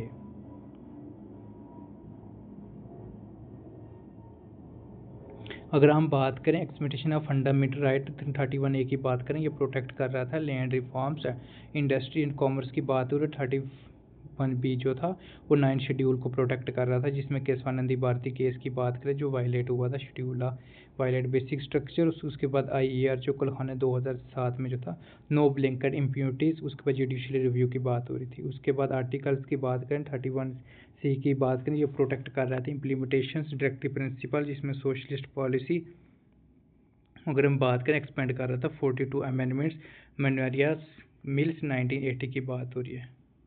अगर क्रिटिसिज्म की बात करें तो उसमें जो था कहा गया था कि क्रिटिसिज्म ऑफ फंडामेंटल राइट, इसमें एक्चुअली लिमिटेशन थी। No social economics right, virtual language हो रही थी। No permanent suspension during emergency, expensive remedies, उसके प्रिवेंशन डिटेंशन, उसके बाद नो कॉन्स्टिट्यूशन फिलासफी। अगर सिग्निफिकेंस की बात करें तो इसमें ये कह सकते हैं foundation of democracy, protect materials moral right, safeguards individual liberty, ensure rural law, उसके बाद protect minorities weaker section, strength कर रहा है सेकुलरिज्म को, और लिमिटेड जो था वो गवर्नमेंट्स पावर और प्रमोट कर रहा था सोशल इक्वलिटी जस्टिस, और इंश्योर कर रहा है डिग्निटी इंडिविजुअल, और फैक्टलाइज कर रहा था पॉलिटिकल पार्टीज। हम कह सकते हैं राइट जो थे आउटसाइड हुए थे पार्ट थर्ड में। नॉन फंडामेंटल राइट की बात करें 265 जो थे no tax without law, 300A की बात करें राइट ऑफ प्रॉपर्टी, 301 की बात करें फ्री ट्रेड कॉमर्स, उसके बाद 326 की बात करें अडल्ट सफेज इलेक्शन की बात हो रही है। उसके बाद डिफरेंस की बात करें वायलेशन जो थी वो सुप्रीम कोर्ट ओनली जो थी वो ऑर्डिनरी आर्टिकल 226। ये जो समरी है आप ये देख सकते हैं। Article 12 definition of state, article 30 जो था फंडामेंटल राइट कर रहा था, article 14 equality before law, article 15 prohibition of discrimination, article 16 equality of opportunity, article 17 abolition of untouchability, article 19 freedom of speech assembly movements, article 20 protection criminals matter, article 21 जो था protection of life liberties, article 22 जो था वो protection against prevented detention, article 23 prohibition of trafficking force labour, 24 की बात करें prohibition of child labour, 25 से लेकर 28 freedom of rights culture rights की बात हो रही है, 29 की बात करें प्रोटेक्शन ऑफ माइनॉरिटीज राइट्स।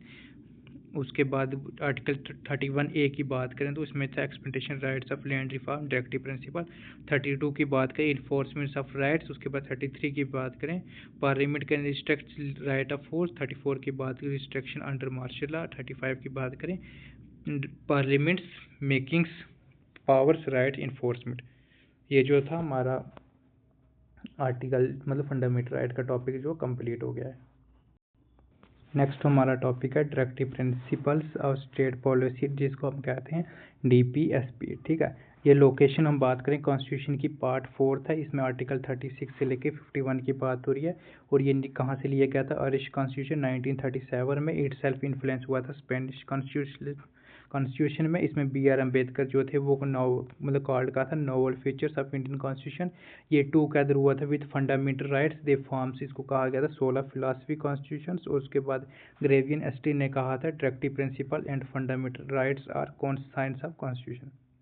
अगर फ्यूचर की बात करें फ्यूचर ऑफ डायरेक्टिव प्रिंसिपल, इसमें गाइडलाइंस ऑफ स्टेट की बात की थी, इसमें जो थे आइडियल की बात हो रही थी, मेकिंग लॉ पॉलिसी, उसके बाद कॉन्स्टिट्यूशन जो थे इंस्ट्रक्चर रिकमेंडेशन लेजिस्लेटिव एग्जीक्यूटिव की बात हो रही थी एंड एडमिनिस्ट्रेशन एक्शन।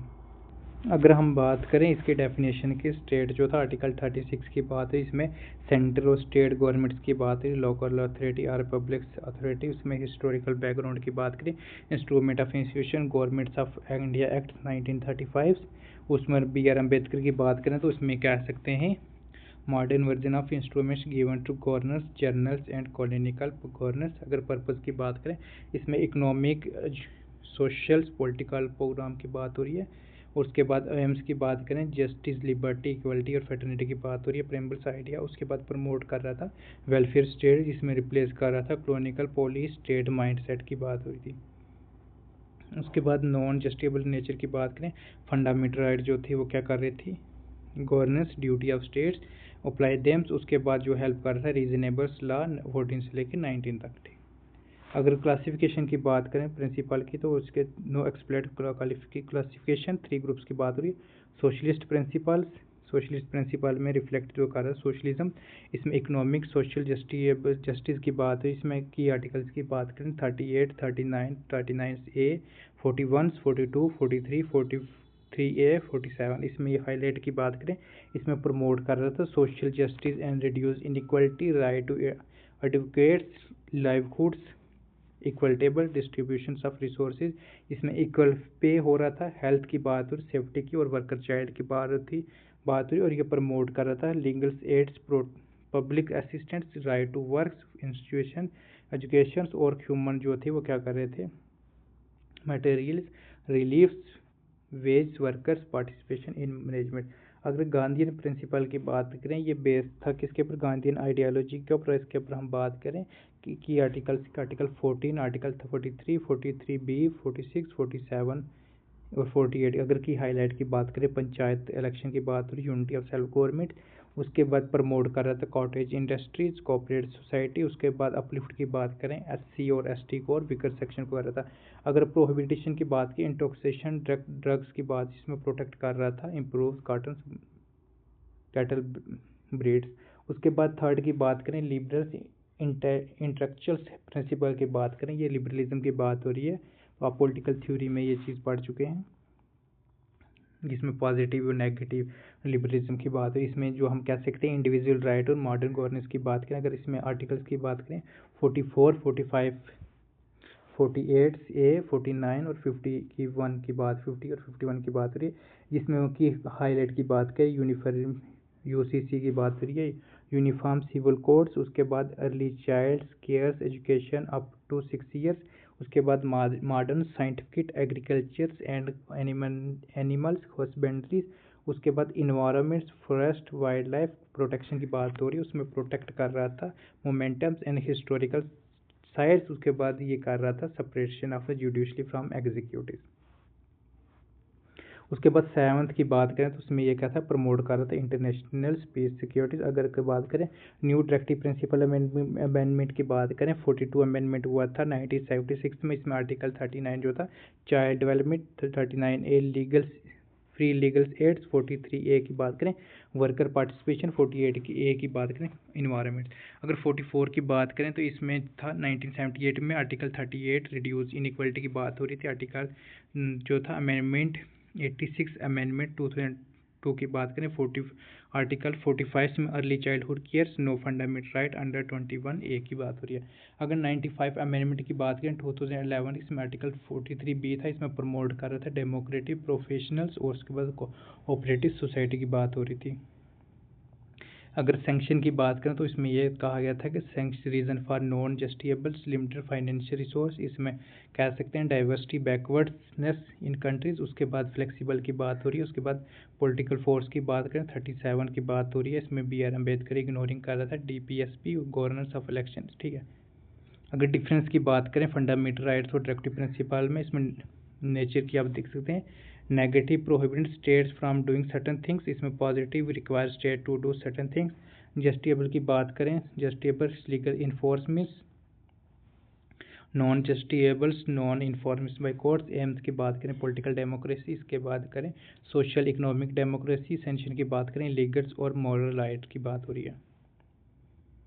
उसके बाद वेलफेयर फोकस की बात करें इंडिविजुअल्स, और इसमें जो थी कम्युनिटी सोसाइटी। इन्फोर्समेंट की बात करें ऑटोमेटिक्स, इसमें जो था रिक्वायर लेजिस्लेटिव की बात करें। अगर कोर्ट की बात करें can declares law अनकॉन्स्टिट्यूशन, can uphold if implement DPSP की बात हो रही है।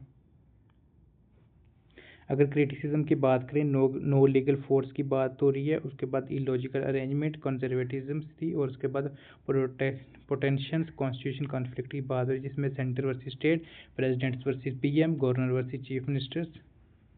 एक इसने कहा था के सत्यराम की बात है। अगर यूनिटी की बात करें तो उसमें कह सकते हैं इंस्ट्रूमेंट्स इंस्ट्रक्शन की बात हो रही है, गाइड कोड की बात हो रही है, प्रेम्बल की बात हो रही है, स्टेबिलिटी यूनिटी की बात हो रही है, और supplement fundamental right, opposition public जो चेक कर रही थी गवर्नमेंट पॉलिसी को, और उसके बाद कॉमन पॉलिटिकल मैनिफेस्ट। अगर हम बात करें स्कॉलर व्यूज़ की बात करें, जिसमें LM संजीवी जो थे इन्होंने कहा कहते life giving profession of constitution. उसके बाद MC चगला की बात करें, if implemented fully India heavens on earth. और ग्रेविन स्टेन की बात करें, ये सोशल रेवोल्यूशन को प्रमोट कर रहे थे। और उसके बाद बी एन राव की बात करें, इसमें ये था कहा गया था कि मॉरल्स प्रिसेशन, जिसमें एजुकेशनल गाइडिंग्स वैल्यूज़ की बात की थी।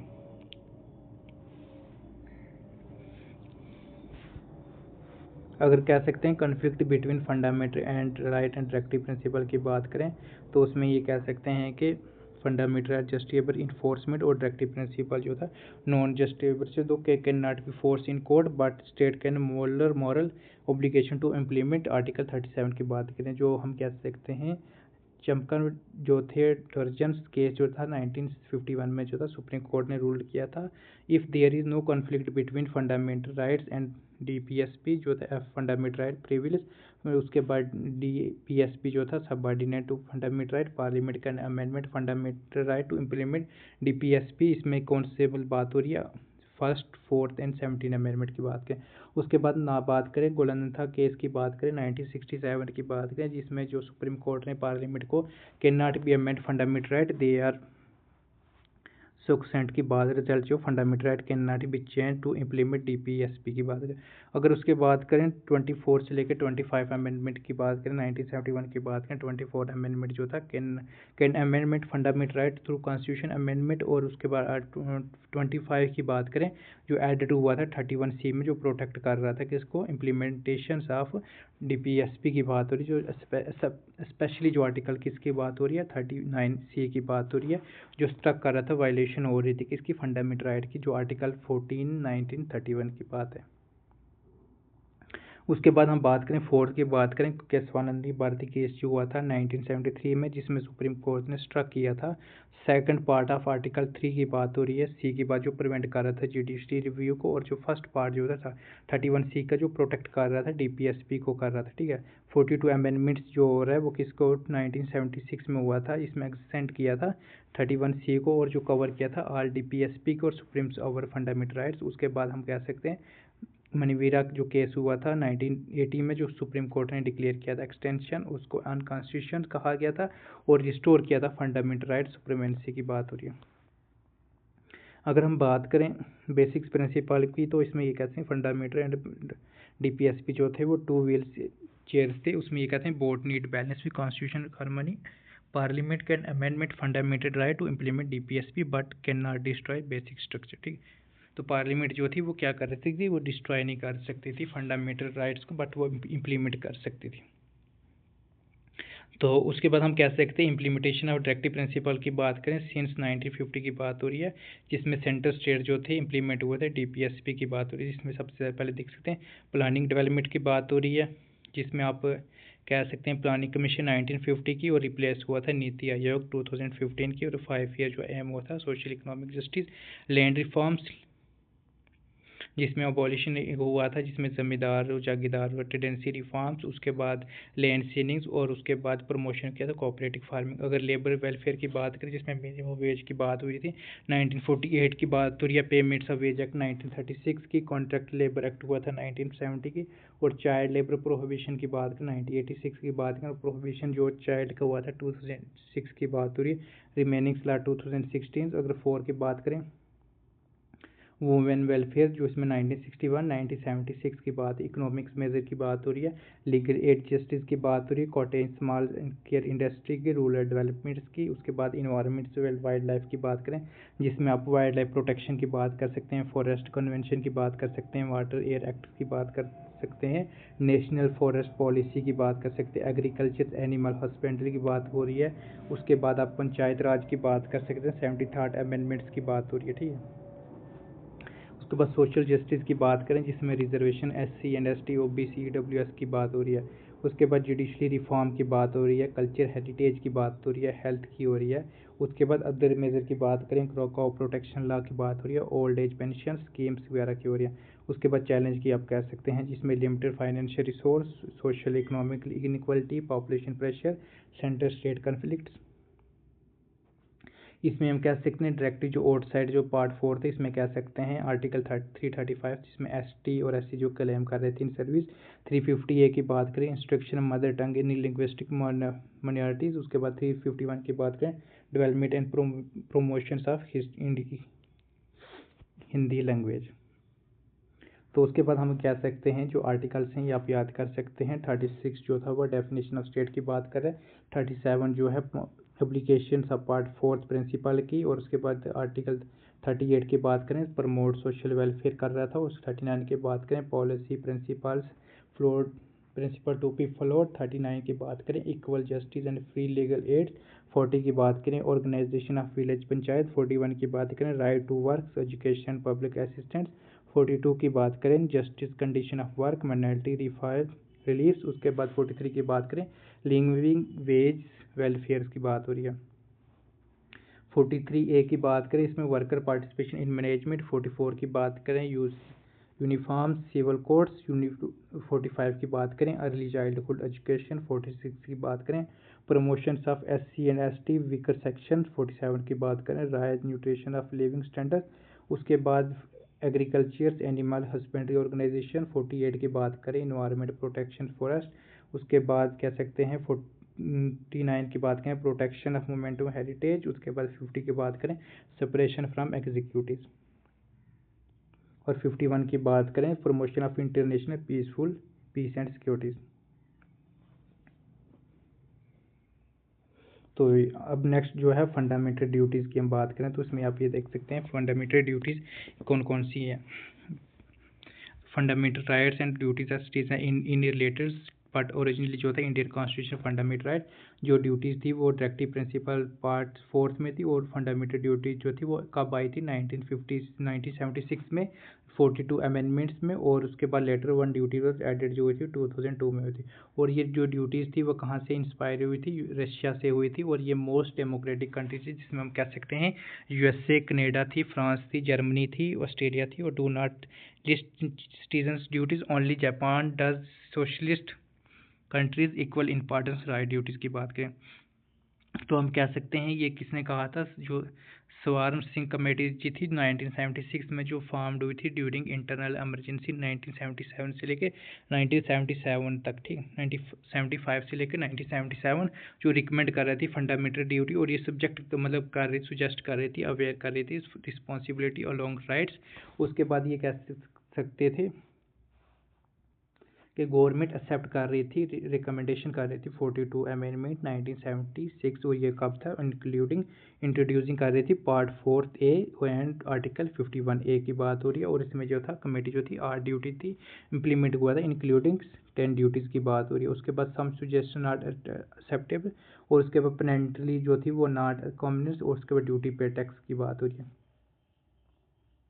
अगर हम बात करें list of fundamental duty 50A की बात करें एवरी इंडियन शाल्स की बात हो रही है। इसमें सबसे पहले जो थी क्या कहा गया था कि इसमें जो था कॉन्स्टिट्यूशन जो रिस्पेक्ट थी ideal constitution national flags and national anthem. और सेकंड की बात करें चेरिश एंड नोबल्स आइडियल, जिसमें फ्रीडम स्ट्रगल की बात करें। उसके बाद 3 की बात करें अपहोल्ड कर रहा था सवरेंटी यूनिटी इंटीग्रिटी ऑफ इंडिया। उसके बाद 4th की बात करें डिफेंड कर रहा था कंट्रीज़ को render national service when requires. उसके बाद 5th की बात करें हार्मोनी एंड स्प्लिट ब्रदरहुड की बात हो रही थी। अगर 6th की बात करें रीच हेरिटेज वैल्यू कर रहा था reach and heritage and compost culture. 7th की बात करें प्रोटेक्ट कर रहा था इन्वायरमेंट जिसमें forest lakes rivers wildlife and उसके बाद कंपेस की बात हो रही है। उसके बाद 8 की बात करें साइंटिफिक टेम्पर्स की बात हो रही है। 9th की बात करें पब्लिक प्रॉपर्टीज़ की बात हो रही है। 10th की बात करें जिसमें ये कह रहा था नेशनल प्रोग्रेस। और 11 की बात करें जो 2002 में आया था जिसमें प्रोवाइड की थी opportunity for education their children 6 से लेके 14 तक जो थी वो फ्री एजुकेशन कहा गया था। अगर हम बात करें फ्यूचर की बात करें तो उसमें ये कह सकते हैं सम ड्यूटी जो थी मॉरल वो कह रहे थे सिविक्स थी, एग्जाम्पल कर रहे थे कि कैसे रिस्पेक्टफुली नेशनल सिविल की बात हो रही थी। इसमें Indian traditional culture and practice की बात हो रही थी, ये अप्लाई कर रहा था इंडियन सिटीजन को और फंडामेंटल राइट को ऑल पर्सनल। उसके बाद नॉन जस्टिएबल था, उसके पार्लियामेंट के में भी इन्फोर्स। तो उसके ऊपर आप क्रिटिसिज्म की बात कर सकते हैं। जो था सबसे पहले ये था नॉन एग्जिस्टिंग, जी इसका missing duties like voting paying tax and family, ये मतलब मिसिंग था। उसके बाद हम कह सकते हैं नेक्स्ट की बात करते हैं वैल्यूज वज्यूज एंड अमोगोसिस की बात करें, ये टर्म कर रहा था नोबल्स आइडियल्स की जो साइंटिफिक टेम्पर की बात कर रहा था, कंपोज कल्चर्स एंड इंटरप्रिटेशन की बात कर रहा, और ये डिस्क्राइब कर रहा था कोड्स ऑफ मॉरल की बात कर रहा था। उसके बाद सम क्रिटिक्स जो थी वो ये थी कि सिटीजन शुड परफॉर्म नेचुरली। उसके बाद इंक्लूजन जो थी पार्ट 4 एज था वो रिड्यूस कर रहा था, सिग्निफिकेंस कर रहा था। Some argue they follow part 3 along the fundamental rights. अगर सिग्निफिकेंस की बात करें तो उसमें ये कह सकते हैं कि राइट टू रिकमेंडेशन की बात हो रही है, रिस्पॉन्सिबिलिटी की बात हो रही है, डिटेंस अगेंस्ट नेशनल इंटरेस्ट की बात हो रही है, anti national and anti social act की बात हो रही है। उसके बाद इंस्पायर होता है एक्टिविटी पार्टिसिपेशन और डिसिप्लिन कमेटी की बात हो रही थी। और उसके बाद हेल्प कर रहा था किसको, मोहन कुमार सिंह केस जो हुआ था 1991 में, जिसमें आर्टिकल 51 जो था यूज इंटरप्रेट हुआ था कॉन्स्टिट्यूशन वैलिडिटी। उसके बाद रमीला मेडन इंसिडेंट्स हुआ था 2012 में, जो हमें कोर्ट ने ऑब्जर्व किया था, common thread linking part 3 part 4 part 4 एक ही बात हो रही, और इन्फोर्स कर रहा था बाइला पार्लियामेंट जो प्रिस्क्राइब करती penalty failures to fulfil duties.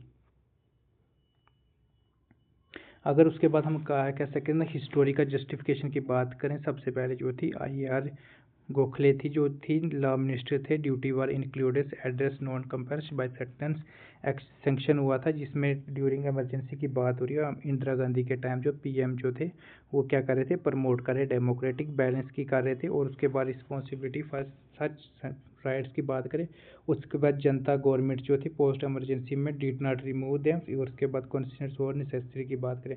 उसके अब हम बात कर सकते हैं वर्मा कमेटी जो 1999 में जो था ऑब्जर्वेशन की, तो उनकी सबसे ये थी कि prevention insult of national honours act 1971 में, और उसमें प्रोटेक्ट किया था कॉन्स्टिट्यूशन फ्लैग एंथम्स। उसके बाद क्रिमिनल लॉ की बात हो रही थी, जिसमें हम कह सकते हैं प्रिवेंटिंग कर रहा था क्रिमिनल इम्यूनिटीज़। उसके बाद protection of civil rights act 1955, Indian penal codes की बात हो रही, अनलॉफुल एक्टिविटी प्रिवेंशन एक्ट 1967 की बात हो रही, जो डिक्लेयर हुआ था कम्युनल्स और ऑर्गेनाइजेशन अनलॉफुल्स। उसके बाद हम 6 की बात करें, representation of people's arts people act 1951। उसके बाद वाइल्ड लाइफ प्रोटेक्शन एक्ट जो हुआ था 1972 में। उसके बाद फॉरेस्ट कंजर्वेटिज्म एक्ट जो हुआ था 1980s में हुआ था। तो ये जो हमारा जो था थर्ड सब यूनिट कंप्लीट हो गया था। अब हमारा जो नेक्स्ट यूनिट है सब यूनिट नंबर 4, जिसमें हम बात करें जो अमेंडमेंट हुए हैं इंडियन कॉन्स्टिट्यूशन में। ठीक है, तो हम करते हैं। सबसे पहले ये है कि जो इंडियन कॉन्स्टिट्यूशन है अलाउ करता है अमेंडमेंट चेंजिंग कॉन्स्टिट्यूशन नीड्स। इसमें ये कह सकते हैं कि जैसे आप अमेरिका या ब्रिटेन का देख सकते हैं, वहाँ पे ये डिफ़िकल्टी है कि आप अमेंडमेंट कर सकते हैं, लेकिन इंडिया के कॉन्स्टिट्यूशन में आप इस चीज़ को चेंज कर सकते हैं। लेकिन ये कौन से आर्टिकल में, आर्टिकल 368 और पार्ट 20 में क्या है कि जो पावर है किसके पास, पार्लियामेंट के जो अमेंडमेंट को चेंज कर सकती है। ठीक है, अमेंडमेंट कर सकते हैं कॉन्स्टिट्यूशन में। और उसके में ये कह सकते हैं parliament add various repeals and provision but can not be alter basic structure की बात रही। जैसे हम किसकी बात कर रहे हैं, कस्वानंदी भारती केस हुआ था 1973 की बात करें। अगर हम बात करें प्रोसीजर अमेंडमेंट्स जो 368 आर्टिकल्स की बात करें, इसमें सबसे पहले किसकी बात हुई, इनिशिएटिव की बात हुई, जिसमें इंट्रोड्यूस कर रहा था bill either house of parliament not state legislator. इसमें इंट्रोड्यूस कर रहा था मिनिस्ट्री और प्राइवेट मेंबर्स, उसमें परमिशन बाय प्रेसिडेंट की रिक्वायर होती थी। अगर पैसेज की बात करें पार्लियामेंट की, तो इसमें रिक्वायर कर रहा था स्पेशल मेजॉरिटीज़ की बात कर रहा था, जिसमें majority total memberships of force की बात हो रही थी। उसके बाद 2/3 मेंबर जो प्रेजेंट वोटिंग के टाइम होना चाहिए। ठीक, नो जॉइंट सीटिंग होनी चाहिए उसके टाइम। और ईच खोज जो है मतलब जो भी पास होगा वो सेपरेटली दोनों होज से पास होगा, आप बात कर सकते राज्यसभा और लोकसभा की बात हो रही है। अगर उसके बाद हम रेटिफिकेशन बाय स्टेट की बात करें, अगर ज़रूरत पड़े तो उसमें ये कहा गया था फेडरल प्रोविज़न की भी बात, और जहाँ पे state legislative bye simple majority की बात करें। अगर उसके बाद प्रेसिडेंट असेंट की बात करें तो उसमें ये कह सकते हैं जो बिल था वो प्रेसिडेंट के पास मतलब जब जाएगा तो उसमें passage parliament state ratification if needed president must assent can not be withhold with the return of bill 24 amendment 1971 made by majority की बात हो रही है। 5th की बात करें इंटरचमेंट की बात है, अवर्स जो था मतलब after assent the bill constitution amendment act बन गया था। अगर टाइप्स अमेंडमेंट की बात करें तो इसमें सबसे पहले जो है बाय सिंपल मेजॉरिटी की बात हो रही है, इसमें पार्लियामेंट की बात है, जिसमें ऑर्डिनरी की बात हो रही है, जिसमें आप क्रिएशन ऑफ न्यू स्टेट की बात करें, जिसमें बाउंड्री एरिया नेम्स की बात हो रही है। और उसके बाद अबॉलिशन या क्रिएशन लेजिस्लेटिव काउंसिल की बात हो रही है स्टेट। उसके बाद सैलरी प्रोविज़न की बात कर रही है जिसमें प्रेसिडेंट, गवर्नर, जज की बात हो रही है, एमपी की। पार्लियामेंट कोरिकुलम की बात करें, प्रोसीजर की use of English language in parliament. उसके बाद सिटीजनशिप प्रोविज़न की बात हो रही है। उसके बाद 5th 6th जो थे शेड्यूल्ड ट्राइब्स एरिया से एडमिनिस्ट्रेटिव। उसके बाद इलेक्शन एंड डिटर्मिनेशन। उसके बाद यूनियन टेरिटरी। उसके बाद सेकंड की बात करें, बाय स्पेशल मेजॉरिटीज़ की बात करें तो इसमें आप ये देख सकते हैं रिक्वायर क्या थी, मेजॉरिटी ऑफ टोटल मेंबर्स, 2/3 जो मेंबर्स प्रेजेंट होने चाहिए वोटिंग के टाइम। उसमें अप्लाई होता था फंडामेंटल राइट, फंडामेंटल ड्यूटीज़ की भी बात हो रही है। उसके बाद directive principle of state policy की बात हो रही है। उसके ऑल अदर प्रोविज़न की भी ज़रूरत है। उसके बाद हम बात कर सकते हैं 3 पॉइंट की, तो इसमें ये कह सकते हैं बाय स्पेशल मेजॉरिटीज। उसके बाद स्टेट रेटिफिकेशन, इसमें 8 पॉइंट की ज़रूरत है। इसमें इलेक्शन ऑफ प्रेसिडेंट की बात हो रही थी, ये फेडरल स्ट्रक्चर के लिए।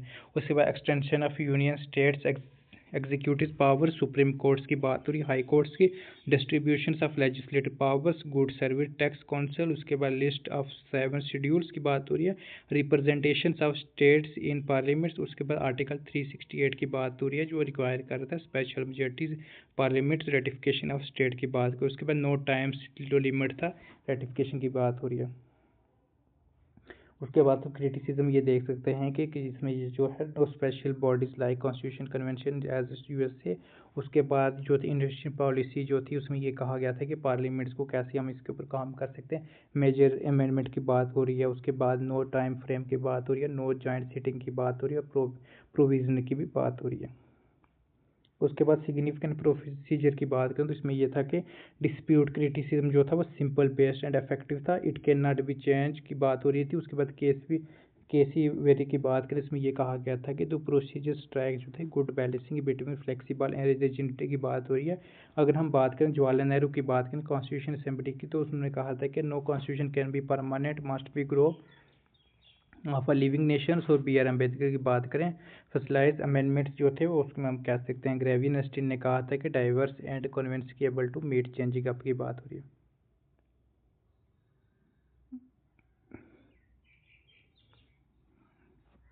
अगर हम बात करें emergencies of the basic structure की बात करें तो उसमें ये कह सकते थे constitution into force can parliament amendment fundamental right under article 368।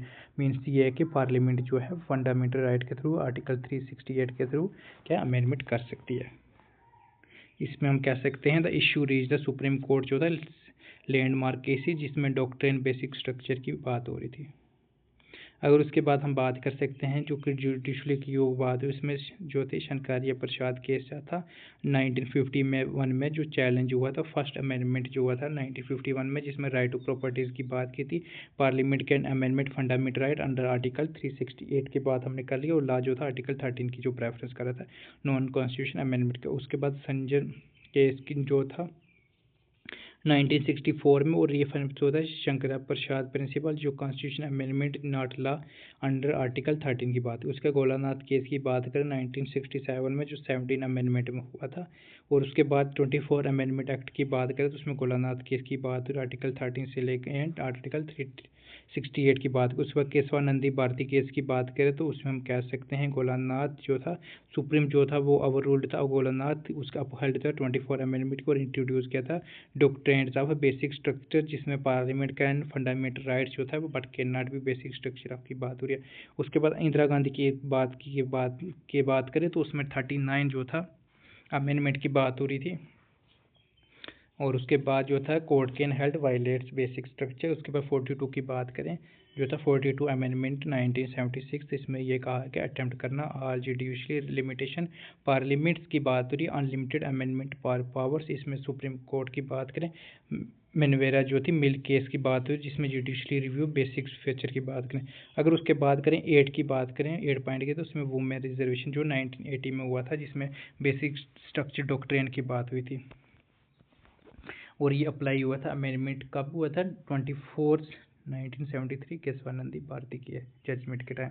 तो उसके बाद हम बात कर सकते हैं कि एलिमेंट ऑफ बेसिक स्ट्रक्चर की बात करें क्या क्या ज़रूरत है, तो आप उसमें देख सकते हैं सुप्रीमेंसी ऑफ कॉन्स्टिट्यूशन की बात हो रही है, sovereign democracy and republic nature, secular characteristics, separation of power, legislative, executive, judicially, federal characteristics, unitary and integration of India, welfare state जिसमें सोशल इकोनॉमिक जस्टिस की बात हो रही है, उसमें judiciary review, fundamental and dignity of individual, parliament systems, rule of law, balance between fundamental rights and directive principle equality, free and fair election, independent judiciary, limited powers and parliament to amendment constitution.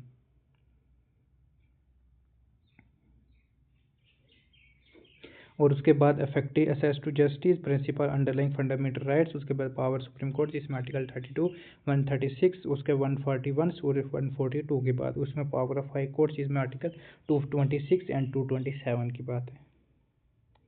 तो उसके आप ये case याद करके, Swanandi Bharti case 1973, Indira Gandhi जो था 1975, मिनरिया wheel जो थी 1980, सेंट्रल कोलफील्ड 1980, भीम सिंह जी जो थे 1980, SP स्मार्त कुमार 1986, उसके बाद S Sambamurthy 1986, Delhi judiciary service association 1991, Indira Swami 1992, Kumar Padma Prasad 1992, उसके बाद 1992, उसके बाद रघुनाथ राव 1993, उसके बाद SR बोमई 1994, L चंद्रा कुमार 1997, इंदिरा स्वामी 1999 और ऑल इंडिया जज एसोसिएशन 2001। उसके बाद कुलदीप नैयर 2006, उसके बाद नागाराज 2006, उसके बाद IAR की बात हो रही है, कोलखेने के 9 शेड्यूल की बात 2007, उसके बाद राम जेठमलानी जो है 2011, नमिता शर्मा जो थी वो 2012, मद्रास बार एसोसिएशन 2014। तो उसके बाद हम जो है अब क्या करते हैं, MCQs करते हैं जो हमने यूनिट फर्स्ट कंप्लीट किया। सबसे पहले आप ये कह सकते हैं कि द इंडियन कॉन्स्टिट्यूशन जो थी वो असेंबली कब बनी थी, 1946 में। उसके हम कह सकते हैं कि किसने कहा था कि आर्किटेक्ट्स ऑफ इंडियन कॉन्स्टिट्यूशन, तो BR अम्बेडकर ने। उसके बाद नेक्स्ट क्वेश्चन की बात करें, विच of the following is not feature of Indian constitution, तो उसमें रिटेन कॉन्स्टिट्यूशन, फेडरल की बात हो रही है, पार्लियामेंट, उसके बाद एब्सेंस की बात नहीं हो रही है। अगर हम फोर्थ क्वेश्चन की बात करें, the ideology of Indian constitution primary based on, ये किसके ऊपर बात हो रही है कि इंडिया की कॉन्स्टिट्यूशन सोशलिज्म, सेकुलरिज्म, डेमोक्रेसी की। उसकी हम बात करते हैं, Indian constitution came into force 26 जनवरी 1950 की बात हो रही है। उसके बाद Indian federal structure and emergency stand की बात करें सेकंड यूनिट की, तो इसमें ये कह सकते हैं विच of the following is the feature of India federalism, single citizenship की बात हो रही है।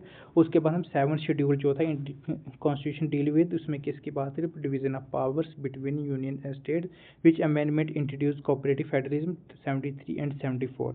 अगर 9th क्वेश्चन की बात करें तो उसमें कहा गया था कि इंडिया फेडरलिज्म बेस्ट डिस्क्राइब की बात करें तो cooperative federalism with unitary base. उसके बाद हम बात करें the inter state council in India was setup की बात करें 263 की। अगर थर्ड यूनिट की बात करें fundamental rights, directive principle and fundamental duty, तो हम बात करते हैं राइट टू इक्वालिटी किस आर्टिकल्स में कहा गया, तो आर्टिकल 14 से 18 तक। अगर 12 क्वेश्चन की बात करें, विच of the following is the directive principle of policy की बात करें, तो इसमें promotions education and economics interest of SC and ST की बात करें। अगर 13 क्वेश्चन की बात करें, the fundamental duties was added by which amendment, articles amendment 42 amendment. उसके बाद बात करते हैं which articles empower citizen to supreme courts for enforcement fundamental rights, article 32 की बात हो रही है। Which of the following is not a fundamental duties, pay taxes regulation की बात हो रही है।